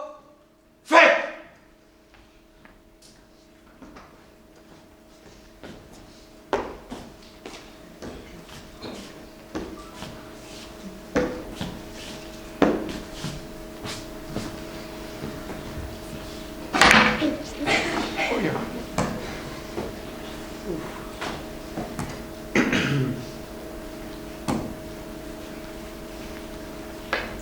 Un berger m'a envoyé vers vous. Il m'a dit, monte jusqu'à la maison rose, tu trouveras un vieil homme. C'est Abdel Malek, mais tu peux l'appeler Malek. Il t'accueillera. Alors je suis venue. Et qui t'a envoyé jusqu'au berger? Fahim, le concierge de l'école à Kfar Hayat. Et Fahim, qui t'a parlé de lui? Le guide de la prison de Kfar Hayat. Mansour. C'est son nom. Et pourquoi as-tu été voir Mansour? Abdessamad, un réfugié qui habite dans un village du Nord, m'a indiqué le chemin de la prison de Kfar Hayat. Et Abdessamad? Qui est-ce qui t'a poussé à aller le voir? À ce rythme-là, on arrivera au jour de ma naissance. Qui sait? On trouvera alors une belle histoire d'amour. Tu vois l'arbre qui est là? C'est un noisetier. Il a été planté le jour de ma naissance. Il a 100 ans. Le temps est une drôle de bête. Alors? Abdessamad habite le village natal de ma mère, Et comment s'appelle ta mère? Nawal Marwan. Et toi? Comment t'appelles-tu? Jeanne Marwan. Alors, Jeanne Marwan, que veux-tu? Vers qui, à mon tour, je pourrais te mener? Vers un enfant qu'un jour Fahim vous a confié de la part de ma mère. Je ne connais pourtant pas ta mère. Et la femme qui chante? Pourquoi me parles-tu de la femme qui chante? Tu la connais? Serait-elle revenue? La femme qui chante est morte. Nawal Marwan est la femme qui chante. Nawal Marwan est son nom, et c'est ma mère. Mais Jeanne. Non, je m'appelle Jeanne. Le bruit a couru dans tout le pays que tu as été libérée. Qu'est-ce que tu veux? Mais te remettre tes enfants. J'en ai pris soin comme s'ils avaient été mes propres enfants. Alors garde-les! Non, ils sont à toi. Prends-les. Il en a fallu des miracles pour qu'ils se retrouvent aujourd'hui entre mes mains. Et des miracles pour que toi tu sois encore en vie. 3 miracles qui se regardent. Le garçon s'appelle Sarwan et la fille Janal. Sarwan et Janal. Prends-les et garde-moi dans ta mémoire. Non, non, c'est pas ça. Je m'appelle Jeanne et mon frère Simon. Sarwan et Janal. Non, non, nous sommes nés à l'hôpital. On a un certificat de naissance. Et puis nous sommes nés l'été, pas l'hiver. Et l'enfant né à Kfar Hayat était l'hiver puisque la rivière était gelée. Fahim me l'a dit. Fahim s'est trompé. Non, non, Fahim ne s'est pas trompé. Il a pris l'enfant, il a pris le seau, et il n'y avait qu'un seul enfant. Pas deux, pas deux. Fahim n'a pas bien regardé. Mon père est mort. Et il a eu ma mère. Et ma mère l'a follement aimé. Ce qu'elle vous racontait, hein. C'est bien. Faut toujours raconter des histoires aux enfants pour les aider à dormir. Je t'avais prévenu. Au jeu des questions et des réponses, on arrive facilement à la naissance des choses. Et nous voilà arrivés au secret de ta propre naissance. Écoute-moi maintenant. Fahim me tend le seau et il repart en courant. Et je vous ai pris, et je suis parti, et je vous ai nourri et nommé Janan et Sarwan. Et voilà. Tu me reviens à la mort de ta mère, et je vois aux larmes qui coulent de tes yeux que je ne me suis pas trompé. Les fruits de la femme qui chante sont nés du viol et de l'horreur. Ils seront renversés la balance des cris perdus des enfants jetés dans la rivière.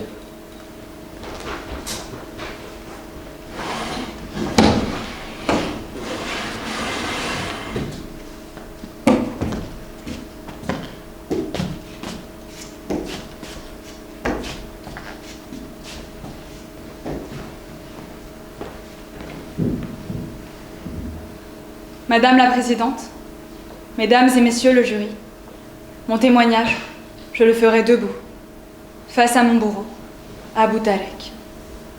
Je prononce votre nom pour la dernière fois de ma vie. Beaucoup de vos hommes vous craignaient, eux qui étaient des cauchemars. Comment un cauchemar peut-il craindre un cauchemar? Je vous reconnais, mais peut-être ne me reconnaissez-vous pas, malgré ma conviction que vous me replacez parfaitement. À travers moi, ce sont des fantômes qui vous parlent. Rappelez-vous, Mon nom ne vous dira rien, car toutes les femmes étaient pour vous des putes. Vous disiez la pute 45, la pute 63. Et ce mot vous donnait une allure, une élégance, un savoir-faire, un sérieux, une autorité. Et les femmes unanimes éveillaient en elles leur peur et leur haine. Mon nom ne vous dira rien. Mon numéro de pute non plus peut-être. Mais une chose sera fissurer la digue de votre oubli. La femme qui chante. Vous vous souvenez maintenant? Vous vous rappelez les vérités de votre colère sur moi, lorsque vous m'avez suspendu par les pieds, lorsque l'eau mélangeait à l'électricité, lorsque les clous sous les ongles, lorsque le pistolet chargé à blanc dirigeait vers moi, et le coup du pistolet, et puis la mort qui participe à la torture, et l'urine sur mon corps, la vôtre, dans ma bouche, sur mon sexe, et votre sexe dans mon sexe, une fois, 2 fois, 3 fois, et si souvent que le temps s'est fracturé, mon ventre qui gonfle de vous, votre infecte torture dans mon ventre, et seule, vous avez voulu que je reste seule, toute seule pour accoucher. 2 enfants, jumeaux, comment leur parler de vous? Leur parler de leur père, leur parler de la vérité. Amère, amère est la vérité dite. Le temps passera, mais vous n'échapperez pas à une justice qui nous échappe à tous. Ces enfants que nous avons mis au monde, vous et moi, sont bien vivants, sont beaux, intelligents, sensibles. Je vous promets qu'un jour ou l'autre, ils viendront se mettre debout devant vous, dans votre cellule, et vous serez seul avec eux, comme j'ai été seule avec eux pendant si longtemps. Et tout comme moi, vous ne saurez plus rien du sentiment de l'existence. Je vous promets aussi que lorsqu'ils se présenteront devant vous, tous 2 sauront qui vous êtes. Car nous venons de la même terre, de la même langue, de la même histoire. Et chaque histoire est responsable de son peuple. Et chaque peuple est responsable de ses traîtres et de ses héros, de ses bourreaux et de ses victimes, de ses victoires et de ses défaites. En ce sens, je suis moi responsable de vous, et vous responsable de moi. Nous n'aimions pas la guerre, ni la violence. Nous avons fait la guerre, et avons été violents. Nous avons échoué en tout. Nous pourrions encore sauver cela, la dignité. Vous parlez comme je vous parle aujourd'hui, témoigne d'une promesse tenue envers une vieille femme qui me fit comprendre un jour l'importance de s'arracher à la misère. Apprends à lire, à écrire, à parler, à compter, apprends à penser. Mon témoignage est le fruit de cet effort. Me taire sur votre compte serait être complice de vos crimes.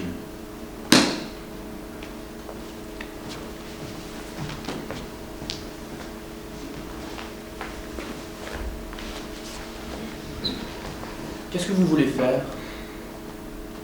J'ai envie de rien faire. Un frère, pourquoi faire? Pour savoir. Je n'ai pas envie de savoir. Pour Jeanne alors? Elle ne vivra pas, Jeanne, si elle ne sait pas. Je ne serais pas capable de chercher, de trouver.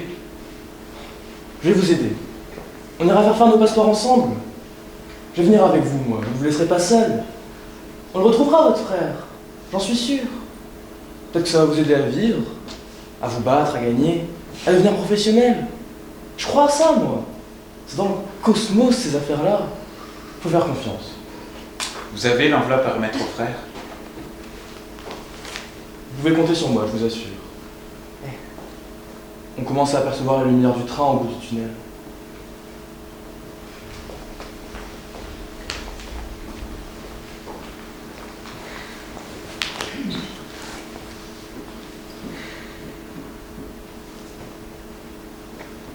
Simon, est-ce que tu pleures? C'est comme un loup qui va venir. Il est rouge. Il y a du sang dans sa bouche. Viens maintenant. Où m'entraînes-tu, maman? J'ai besoin de tes poings pour briser le silence. Il te faut à présent trouver le véritable nom de ton frère. Mon frère? Ton frère de sang.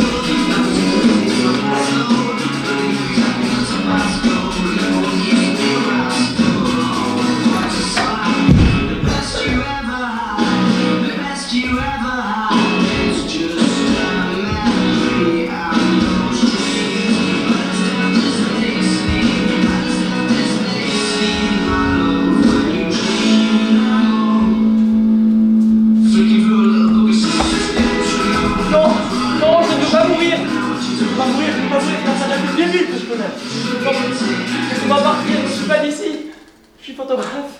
Photographe? Oui, de guerre. Photographe de guerre. Et tu m'as pris en photo? Oui. Je voulais prendre un franc-tireur, je vous ai vu tirer, je suis monté, mais je peux vous donner mes pellicules. Moi aussi je suis photographe. Je m'appelle Mian. Regarde. C'est moi qui ai tout pris. C'est très beau. Non, ce n'est pas beau. La plupart du temps, on pense que ce sont des gens qui dorment. Mais non, ils sont morts, je vous jure. Je vous crois. Qu'est-ce que vous faites? Ne me tuez pas! Je pourrais être votre père! J'ai l'âge de votre mère!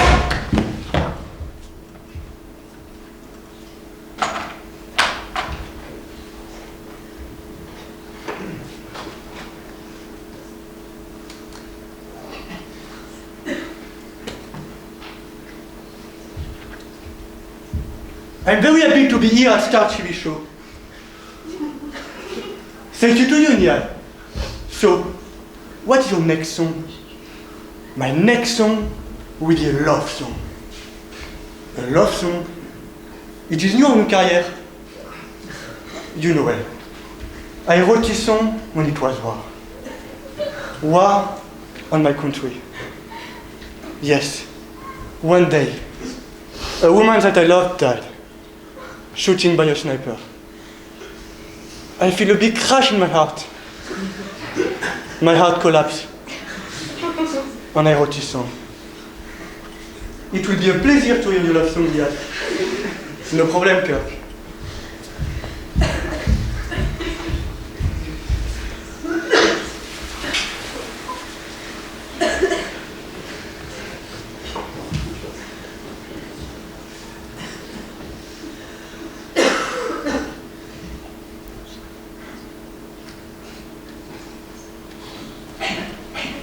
Y a rien par là. Mais le ministère nous a dit d'aller par là. Il aurait bien pu nous envoyer chier aussi.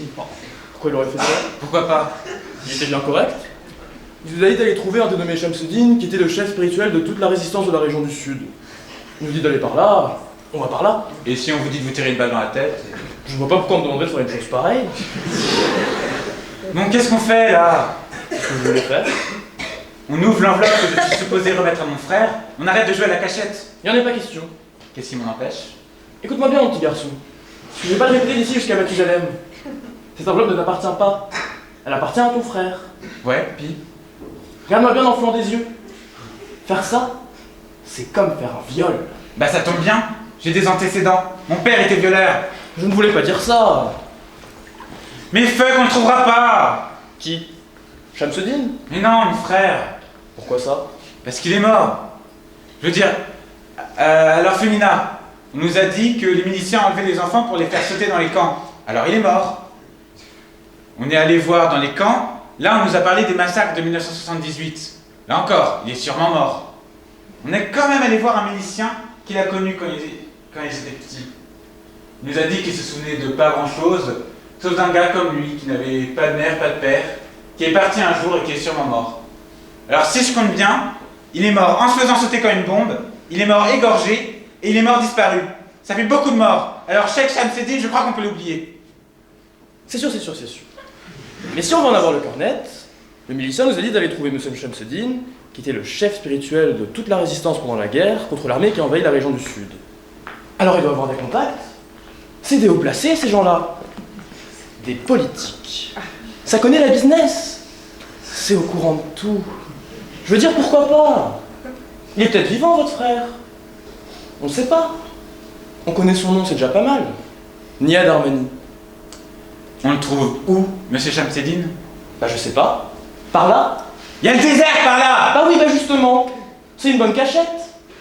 Ils doivent se cacher, ces gens-là. Je veux dire, Monsieur Shamsuddin, là, il doit pas être inscrit au club vidéo du coin. Il appelle pas pour se faire livrer des pizzas hawaïennes. Non. Il se cache. Nous observe peut-être, puis finira bien par venir nous voir, nous demander ce que l'on fait sur ces terres. Mais de quel film vous sortez, vous? Non mais c'est vrai, Simon. Sarwan. Allons-y.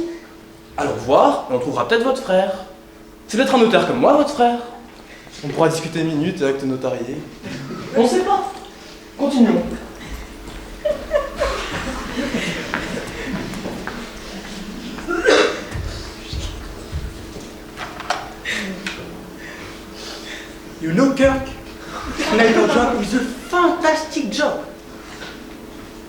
Justement, Niall, can you talk about this? Yeah, it's an artistic job. Because a good sniper don't shoot n'importe comment. No, no, no. I have a lot of principles. First, when I shoot, I have to kill immédiatement. Pour ne faire souffrir de personne. Second, I have to shoot everybody. I have to be equitable with tout le monde. But you know, Kirk, for me, my gun is like my life. And every balle que je mets dans le fusil is like a poem. And I shoot poem to the people. And it's the precision of my poem qui tue les gens. Et c'est pour ça que my photos are fantastic.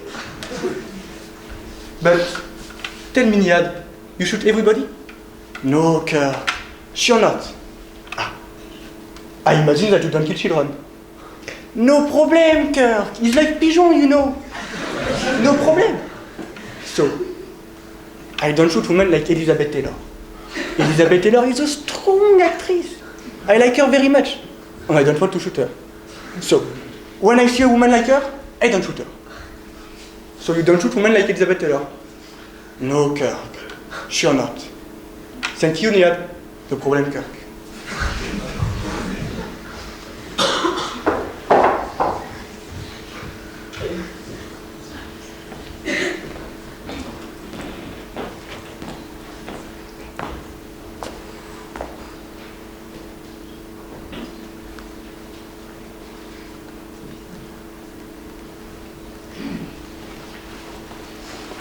Chercher, on a cherché. Va à droite, va à gauche, Monsieur Shamsuddin par là, Monsieur Shamsuddin par-ci. Pas de réponse. Vous êtes connu comme Caracas dans la passion, mais vous n'êtes pas facile à trouver. Tu es Sarwan? C'est moi. Quand j'ai su que le fils de la femme qui chante me cherchait, j'ai compris qu'elle était morte. Quand tu entendras à nouveau parler de moi, je ne serai plus de ce monde. Je cherche le fils qu'elle a eu avant moi. Avant qu'elle ne quitte le pays, je lui avais demandé: et ton fils? Il est vivant et perdu. Wahab est vivant et perdu. Je suis vivante et perdue. Il s'appelait Nihad Armani. Pourquoi parles-tu de Nihad Armani? Un milicien qu'il a connu quand ils étaient enfants. Il nous a dit qu'il était... vous l'avez enlevé et que vous l'aviez tué. T'a-t-il dit que Nihad Armani était le fils de la femme qui chante? Celui qui est né de son histoire avec Wahab dont jamais personne n'a vu le visage? Non. Il est au courant de rien. La femme qui chante, jamais entendu parler. Comment peux-tu dire alors qu'il est le fils de la femme qui chante? Si je peux me permettre, je peux vous expliquer. Hermine Lebel, notaire et exécuteur testamentaire de la femme qui chante. Voilà, Monsieur Shamsuddin, je vous dis ça comme ça vient. Tous les détails concordent. Raconte. Méchant casse-tête. On est d'abord passé par le village natal de Madame Marwan. Ça nous a mené à Kfar Rayat. Là, on a suivi plusieurs pistes en fonction des dates d'arrivée à l'orphelinat de quelques garçons. Tony Moubarak, mais c'est pas lui, il a retrouvé ses parents depuis la fin de la guerre. Personnage très désagréable et pas avenant pour toutes. Toufik Alabi, mais c'est pas lui non plus. Il fait de très bons chichtaouk dans le nord près des ruines romaines, mais il n'est pas du pays. On a suivi deux autres fausses pistes, puis on en a trouvé une plus sérieuse, qui nous a mené à une famille du nom de Armani, morte depuis la guerre. Ce garçon était le seul de nos candidats à avoir été amené à l'orphelinat par celle qui faisait accoucher les femmes du village de Madame Nawal. Après ça, vous comprenez, Monsieur Shamsuddin, on n'était pas mal sûr de notre affaire. Si la femme qui chante a choisi de te faire confiance, c'est que tu es noble et digne. Mais sors et laisse-nous seuls. Sarwan reste avec moi. Écoute-moi. Écoute-moi bien.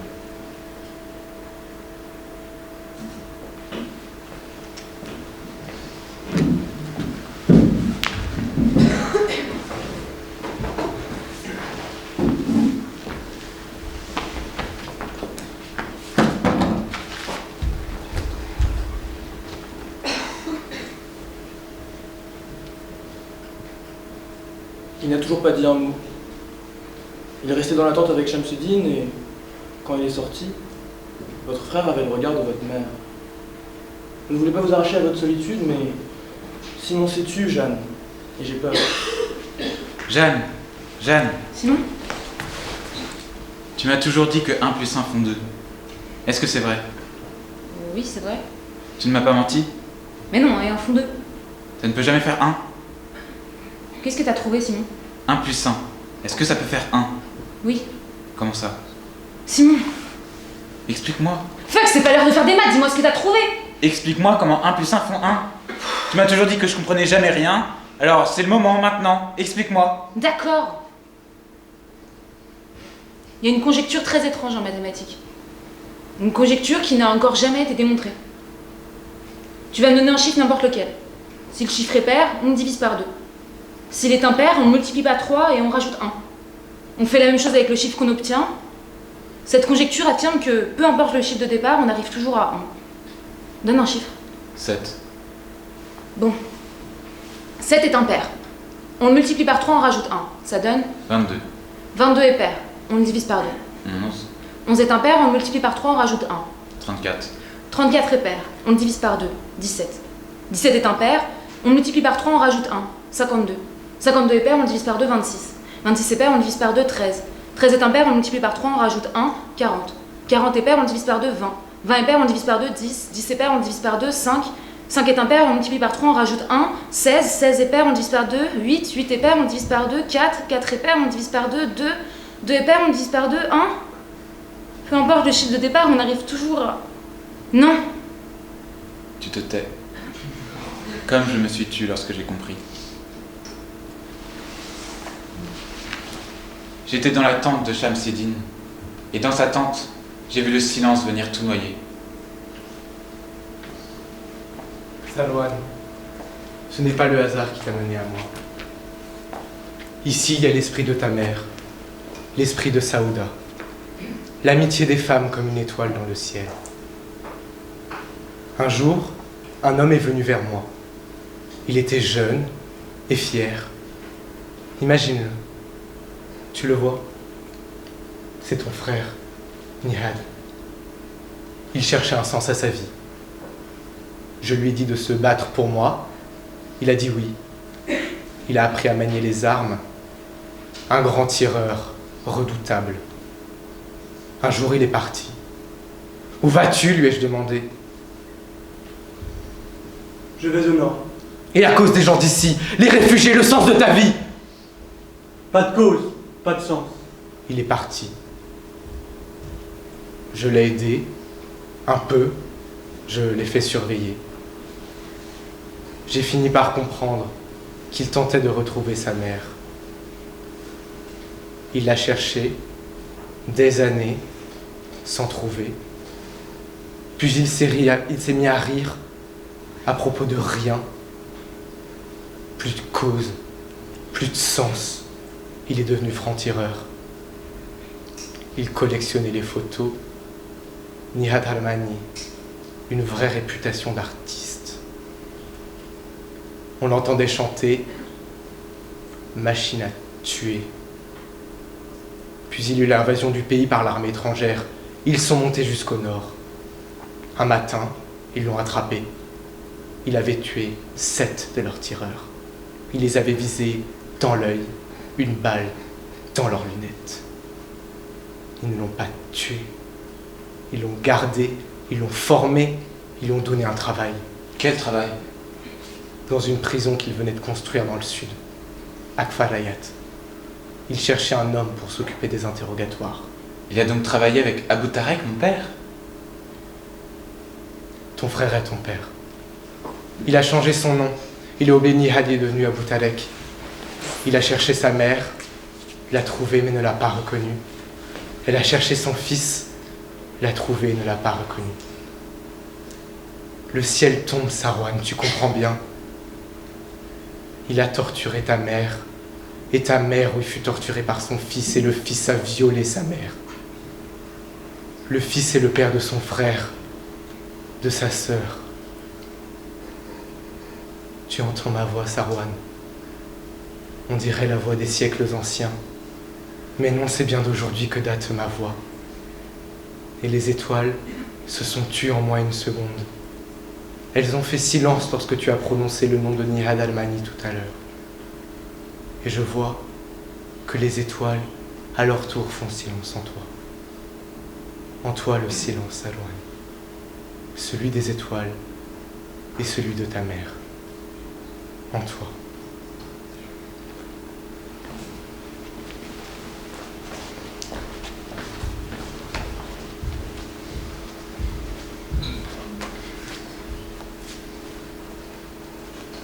Je ne conteste rien de tout ce qui a été dit à mon procès au cours de toutes ces années. Les gens qui ont dit que je les avais torturés, je les ai torturés. Ceux qu'on m'accuse d'avoir tués, je les ai tués. Et je les en remercie d'ailleurs, car ils m'ont permis de réaliser des photos d'une très grande beauté. Les visages de ceux que j'ai giflés, de celles que j'ai violées, étaient toujours beaucoup plus émouvants après la gifle et après le viol qu'avant la gifle et qu'avant le viol. Mais ce que je veux dire, l'essentiel, le plus important, c'est que le procès que vous m'avez fait fut d'un ennui, endormant, mortel. Pas assez de musique, pas assez de chansons. Alors je vais vous chanter une chanson. Parce qu'il faut sauver la dignité. C'est pas moi qui le dis, c'est une femme. Celle qu'on appelle la femme qui chante. Hier, elle est venue face à moi, me parler de dignité. Sauver ce qui nous restait de dignité. J'ai beaucoup réfléchi et puis je me suis dit qu'elle n'avait pas tout à fait tort. Que ce procès était d'un ennui, sans aucun sens du rythme, sans aucun sens du spectacle. Et moi, le spectacle, c'est ça ma dignité. Depuis le début, je suis né avec. On l'a trouvé, paraît-il, dans le seau où on m'avait déposé après ma naissance. Les gens qui m'ont vu grandir m'ont toujours dit que cet objet était une trace de mes origines, de ma dignité en quelque sorte. Puisque selon l'histoire, il m'avait été donné par ma mère. Un petit nez rouge. Un petit nez de clown. Qu'est-ce que cela veut dire? Ma dignité à moi est une grimace laissée par celle qui m'a donné la vie? Cette grimace ne m'a jamais quitté. Laissez-moi la porter alors. Et vous chantez une chanson de mon cru, pour lutter contre le terrifiant petit ennui.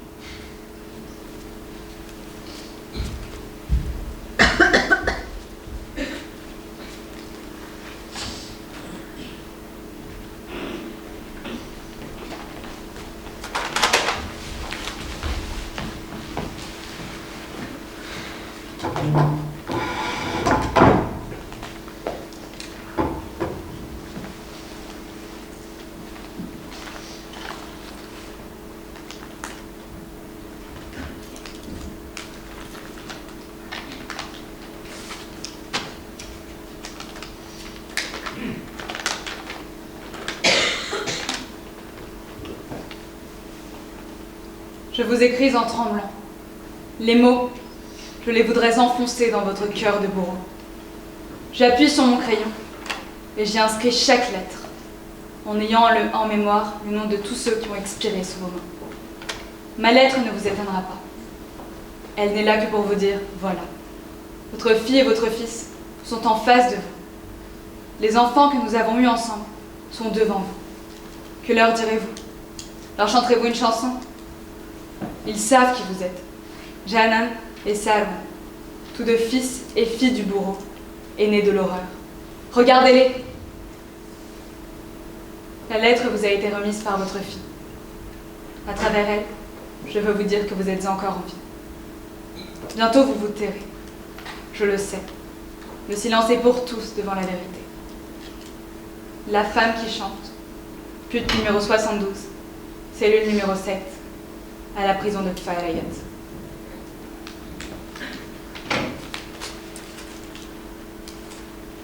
Je t'ai cherché partout. Là-bas, ici, n'importe où. Je t'ai cherché sous la pluie. Je t'ai cherché au soleil. Au fond des bois, au creux des vallées, en haut des montagnes, dans les villes les plus sombres, dans les rues les plus sombres. Je t'ai cherché au nord, au sud, à l'est, à l'ouest. Je t'ai cherché sous la terre en y enterrant mes amis morts. Je t'ai cherché en regardant le ciel. Je t'ai cherché au milieu des nuées d'oiseaux, car tu étais un oiseau. Et qu'y a-t-il de plus beau qu'un oiseau plein d'une inflation solaire? Et qu'y a-t-il de plus seul qu'un oiseau seul au milieu des tempêtes, portant aux confins du jour son étrange destin? À l'instant, tu étais l'horreur. À l'instant, tu es devenu le bonheur. Horreur et bonheur, le silence dans ma gorge. Tu doutes? Et tu t'es levé, et tu as sorti ce petit nez de clown, et ma mémoire a explosé. Ne tremble pas, ne prends pas froid. Ce sont des mots anciens qui me viennent du plus loin de mes souvenirs. Des mots que je t'ai si souvent murmurés. Dans ma cellule, je te racontais ton père, je te racontais son visage, je te racontais ma promesse faite au jour de ta naissance. Quoi qu'il arrive, je t'aimerai toujours. Quoi qu'il arrive, je t'aimerai toujours. Et sans savoir qu'au même instant, nous étions toi et moi dans notre défaite. Car je te haïssais de toute mon âme. Mais là où il y a de l'amour, il ne peut y avoir de haine. Et pour préserver l'amour, aveuglément, j'ai choisi de me taire. Une louve défend toujours ses petits. Jeanne et Simon sont en face de toi, tous de tes frères et sœurs. Et puisque tu es né de l'amour, ils sont frères et sœurs de l'amour. Écoute, je t'écris cette lettre avec la fraîcheur du soir. Elle t'apprendra que la femme qui chante était ta mère. Peut-être que toi aussi te tairas-tu. Alors sois patient. Je parle au fils car je ne parle pas au bourreau. Sois patient. Au-delà du silence, il y a le bonheur d'être ensemble. Rien n'est plus beau que d'être ensemble. Car telles étaient les dernières paroles de ton père, ta mère.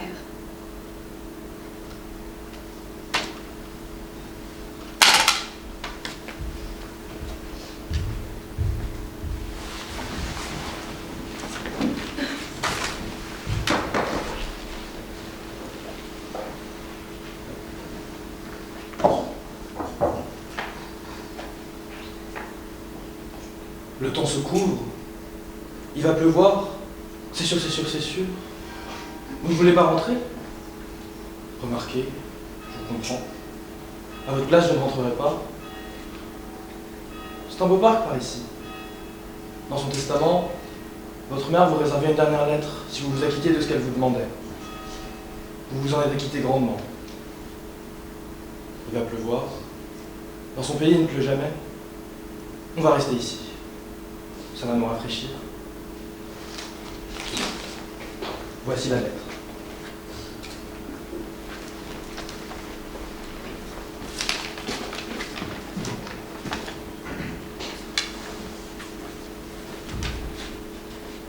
Simon, est-ce que tu pleures? Car si tu pleures, ne sèche pas tes larmes, car je ne sèche pas les miennes. L'enfance est un couteau planté dans la gorge, et tu as su le retirer. À présent, il faut réapprendre à avaler sa salive. C'est un geste parfois très courageux, avaler sa salive. À présent, il faut reconstruire l'histoire. L'histoire est en miettes, doucement. Consoler chaque morceau, doucement. Guérir chaque souvenir, doucement. Verser chaque image. Jeanne, est-ce que tu souris? Car si tu souris, ne retiens pas ton rire, car je ne retiens pas le mien. C'est le rire de la colère, celui des femmes marchant côte à côte. Je t'aurais appelé Saouda, mais ce prénom encore, dans son épellation, dans chacune de ses lettres, est une blessure béante au fond de mon cœur. Souris, Jeanne, souris. Notre famille, les femmes de notre famille, nous sommes engluées dans la colère depuis si longtemps. Tu es en colère contre moi, tout comme j'ai été en colère contre ta mère, et tout comme ma mère fut en colère contre sa mère. Il faut casser le fil. Jeanne, Simon, où commence votre histoire? À la naissance de votre père? Alors elle commence dans l'horreur.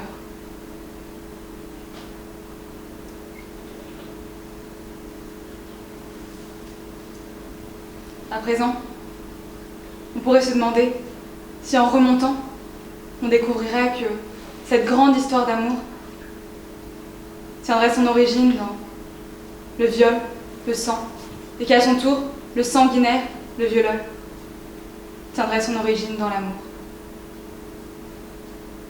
Écoute-moi. Lorsque l'on vous demandera votre histoire, son origine, remonte au jour de sa naissance. lorsqu'une jeune fille revint à son village natal pour graver le nom de sa grand-mère sur sa tombe. Nazil. Là commence l'histoire. Jeanne, Simon, pourquoi ne pas vous avoir parlé? Parce qu'il y a des vérités qui ne peuvent être révélées qu'à la condition d'être découvertes. Vous avez ouvert l'enveloppe. Vous avez brisé le silence. Gravé mon nom sur la pierre et placé la pierre sur ma tombe. Votre mère.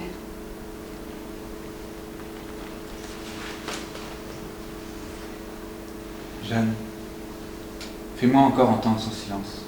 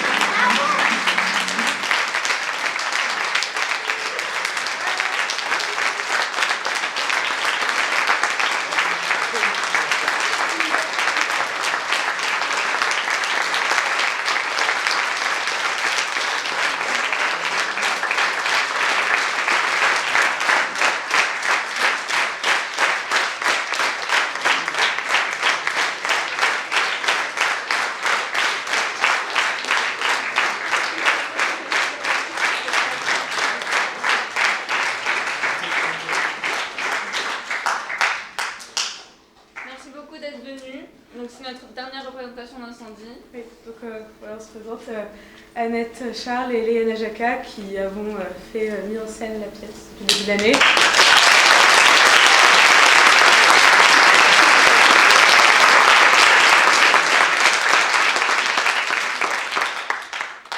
Merci beaucoup aussi à tous nos acteurs qui nous ont accompagnés toute l'année, sans qui cette pièce n'aurait pas pu être aussi magnifique qu'elle l'est dans le texte.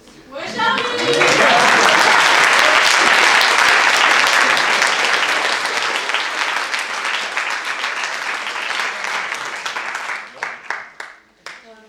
ensuite, on voudrait remercier la Maison des lycéens qui nous a supportés tout le long de l'année, donc financièrement et moralement, en nous accompagnant à travers toutes les étapes. Oui, et puis bien sûr, c'est formidable de monter une pièce dans le cadre de ces lycées, donc on va remercier Monsieur Berland, le CP qui nous a énormément aidé, Monsieur le Proviseur, Monsieur Pelletan qui a gardé le lycée pendant nos répètes, et les techniciens et tout le personnel de la loge qui a été très compréhensif à notre égard. Et voilà, un remerciement extrêmement spécial à Angeline et Marc qui étaient d'un secours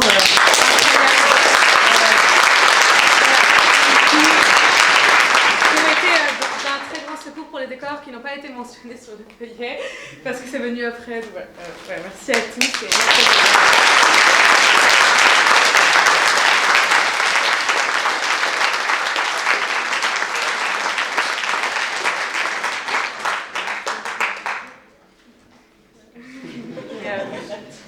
Au nom de toute la troupe, on veut juste remercier deux metteuses en scène formidables. Tout au long de l'année, nous vous apprendre.